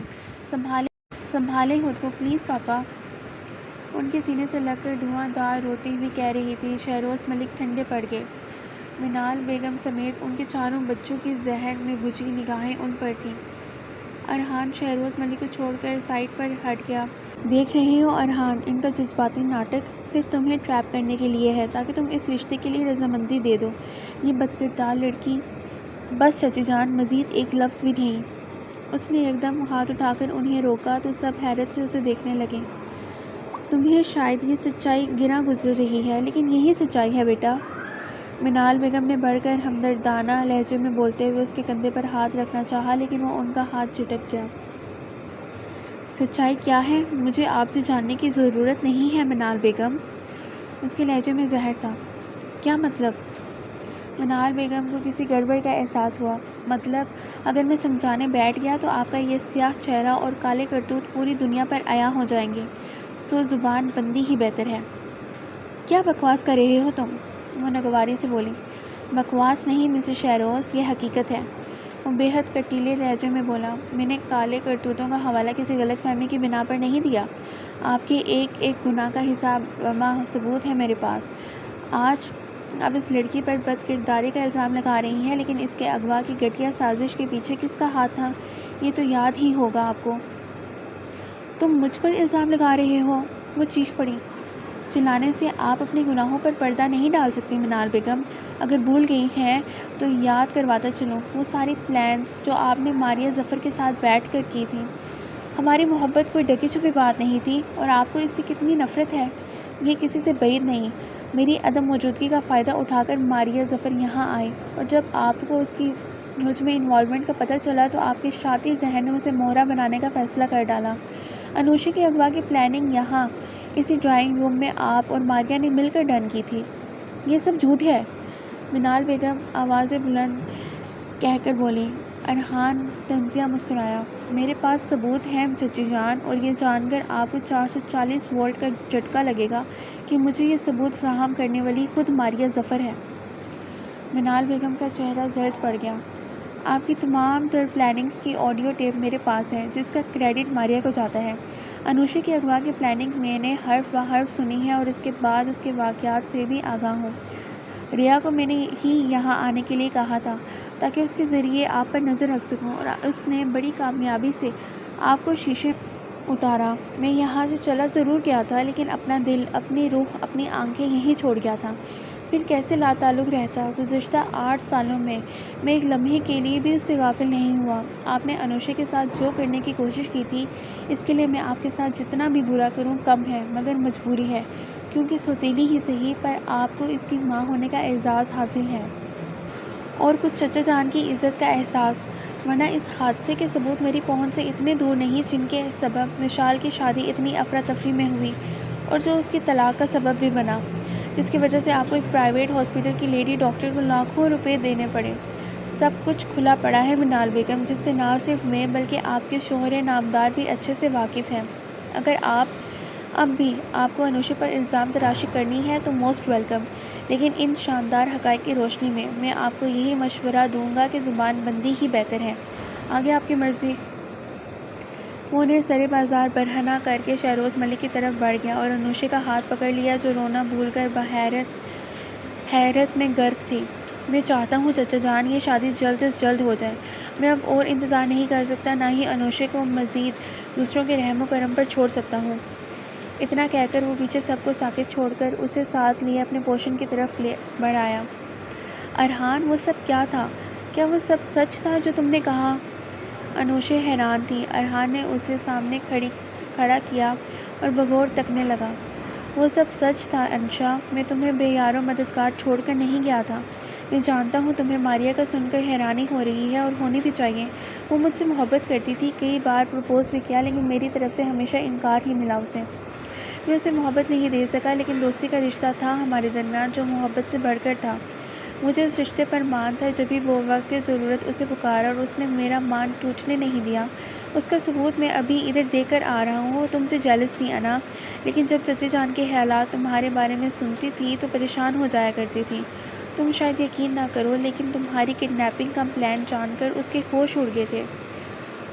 جب تم ہمت دکھاتے ہوئے کڈنیپر کے شکنجے سے نکل باہر گئی تو تمہارا کہیں سراغ نہیں مل رہا تھا، تو اس کی حالت قابل رحم تھی۔ اگر میں کڈنیپ ہو جاتی تو؟ وہ بولی۔ کڈنیپ ہی تو نہیں کرنا تھا تمہیں۔ وہ مسکرایا۔ تھوڑی دیر کے لیے، تاکہ جب تم گھر پہنچتی تو چچے جان کے الزامات ازور دم توڑ جاتے اور ماریہ بھی شک کے دائرے میں نہ آتی، لیکن تم نے کام ہی خراب کر دیا۔ تم سب کچھ جانتے بوجھتے ہوئے بھی وہاں آرام سے بیٹھے رہے۔ اس نے شکوہ کنہ نگاہوں سے اسے دیکھا۔ ارحان مزید سنجیدہ ہو گیا، ہاتھ اس کے شانوں پر رکھے۔ مجھے یہ سب 1 ماہ بعد پتہ چلا تھا، اس نے انکشاف کیا۔ تمہارے کڈنیپر کے شکنجے سے نکل جانے کے بعد سارا پلان گڑبڑ ہو گیا تھا۔ اس کے بعد جو ہوا وہ ریا کے مخالف اور چچی جان کے عین حق میں ہوا۔ تمہارے اوپر ہونے والے تشدد اور پابندیوں کا ریا کو بعد میں پتہ چلا تھا۔ نکاح کی خبر بھی چچی نے اسے عین ٹائم پر دی۔ شاید مجھے یہ بتانے کی ضرورت نہیں ہے کہ ارسم انکل کو انفارم کرنے والا کون تھا۔ ماریا کے پاس یہ آخری آپشن تھا، سو اس نے یہ یوز کیا۔ اور مجھے انکل نے یہ کہہ کر بہلایا تھا کہ وہ میری نگرانی کروا رہے تھے، اس نے کہا۔ ارحان مسکرا دیا۔ یقین نہیں آتا مما اس حد تک گر سکتی ہیں، وہ تعصب زدہ لہجے میں بولی۔ مشال کے ساتھ ہونے والے حادثے کے بعد میں نے ان کے ساتھ رویہ بدل لیا تھا، ان کے برے رویوں کو صدقے دل سے معاف کر دیا تھا، لیکن ان کے دل پر جمی سیاہ کائی دھل ہی نہیں پائی۔ کچھ لوگ یقیناً محبت ڈیزرو نہیں کرتے، ارحان نے کہا۔ تم ان کے ساتھ جتنا مرضی اچھا کر لو وہ تمہارا برا ہی سوچیں گے۔ چچی تمہاری راہ میں روڑے اٹکا رہی تھی، تم پر الزامات لگا کر وہ سمجھ رہی تھی کہ میں تمہاری طرف سے مشکوک ہو کر مشال لائبہ کی طرف راغب ہو جاؤں گا، لیکن کیا ایسا ہو سکتا تھا انا؟ تھینک یو سو مچ ارحان، وہ مشکور ہو کر بولی۔ لیکن کیا تم اس رات اور اس سے جڑے واقعات نہیں جاننا چاہو گے؟ ضرورت نہیں، تمہارے زخموں کو کریدنے کی ہمت کہاں ہے مجھ میں۔ انوشے کی آنکھیں نم ہو گئیں۔ برسوں ریا کی انگیجمنٹ ہے، چلو گی؟ کیوں نہیں، وہ فوراً بولی، لیکن اس سے پہلے میں اس کے ساتھ ایک ڈنر کرنا چاہتی ہوں۔ اس کی ضرورت نہیں ہے، ارحان نے اس کے بالوں کی جھولتی لٹ کو اپنی انگلی پر لپیٹتے ہوئے کہا۔ مجھے ہے ارحان، اس نے فرمائش کرنے والے انداز میں کہا۔ ارحان نے مسکراتے ہوئے سر تسلیم ہم کر دیا اور اس کی آنکھوں میں جھانکنے لگا۔ انوشے نے سٹپٹا کر نظریں چرا لیں، انداز نظر بدل گیا تھا۔ انوشے، اس نے ہلکے سے پکارا۔ انوشے کی دھڑکنیں تہوں بالا ہو کر رہ گئی تھیں اس کے اندازے تخاطب پر۔ اس کے گال پر اپنے تپتے ہوئے ہاتھ رکھ گیا۔ 8 سال میں تم سے دور رہا ہوں، تم نے ایک بار بھی نہیں پوچھا کیسے گزرے یہ سال۔ میری زندگی میں صرف ایک ہی پرخلوص رشتہ تھا جسے میں خود چھوڑ کر چلا گیا تھا۔ جانو گے نہیں کتنا تڑپا میں اس کے بغیر۔ مجھے دولت کی دھن تھی، خوابوں کی تکمیل کی لگن تھی، جنہیں پورا کرتے کرتے میں خود ادھورا رہ گیا ہوں۔ میری تکمیل تم سے ہے، جس سے ملنے کے انتظار میں پتہ نہیں کتنی راتیں جاگ کر گزاری، کیا کیا خواب دیکھ ڈالے۔ سوچا تھا سامنا ہوگا تو تڑپ کر سینے سے لگ جاؤ گی۔ میرے انتظار کو راحت کا جام ملے گا، لیکن وہ جام ابھی بھی میرے ہونٹوں سے کوسوں دور ہے۔ کیوں انا؟ انوشے کے لب لرز گئے، وہ کچھ بول نہیں سکی۔ میں نے سب کچھ پا لیا، لیکن پھر بھی تشنگی باقی ہے ابھی۔ کیوں؟ مجھے نہیں پتا۔ اس نے کانپتے ہاتھوں سے اس کے ہاتھ ہٹائے، اس کے ہاتھ اپنے ہاتھوں میں مقید کر گیا۔ میں بتاؤں؟ میں چلتی ہوں۔ وہ اس کی قید سے نکل کر باہر کی طرف لپکی جب وہ آنچل تھام گیا۔ میری پوری بات تو سن لو۔ اتنی ناسمجھ نہیں ہوں۔ اس نے آنچل چھڑانے کی ناکام سعی کی۔ بہت ظالم ہو گئی ہو۔ کھینچتا آنچل فاصلہ بتدریج کم کر رہا تھا۔ انوشے کے لبوں پر شرمگی مسکراہٹ پھیل گئی۔ پتہ ہے مجھے۔ اس نے جھٹکے سے آنچل چھڑانا چاہا، لیکن میں وہی پرانا ارحان ہوں، مظلومیت سے نفرت کرنے والا۔ اس نے آنچل چھوڑ کلائی تھام کر جھٹکے سے اپنی طرف کھینچ لیا۔ ایک فسوں چاروں سو بکھرنے لگا۔ وہ سحر طراز تھا جس کے طلسم سے رہائی ناممکن تھی، اور طلسم اگر محبت کا ہو تو ختم شد۔ میرے عزیز لسنرز، اگر آپ کو یہ ناول اچھا لگا ہے تو اس کو لائک اور شیئر کیجیے گا، اور میرے چینل کو سبسکرائب کریں تاکہ اس طرح کے مزید انٹرسٹنگ ویڈیوز آپ کو ملتے رہیں۔ Thank you.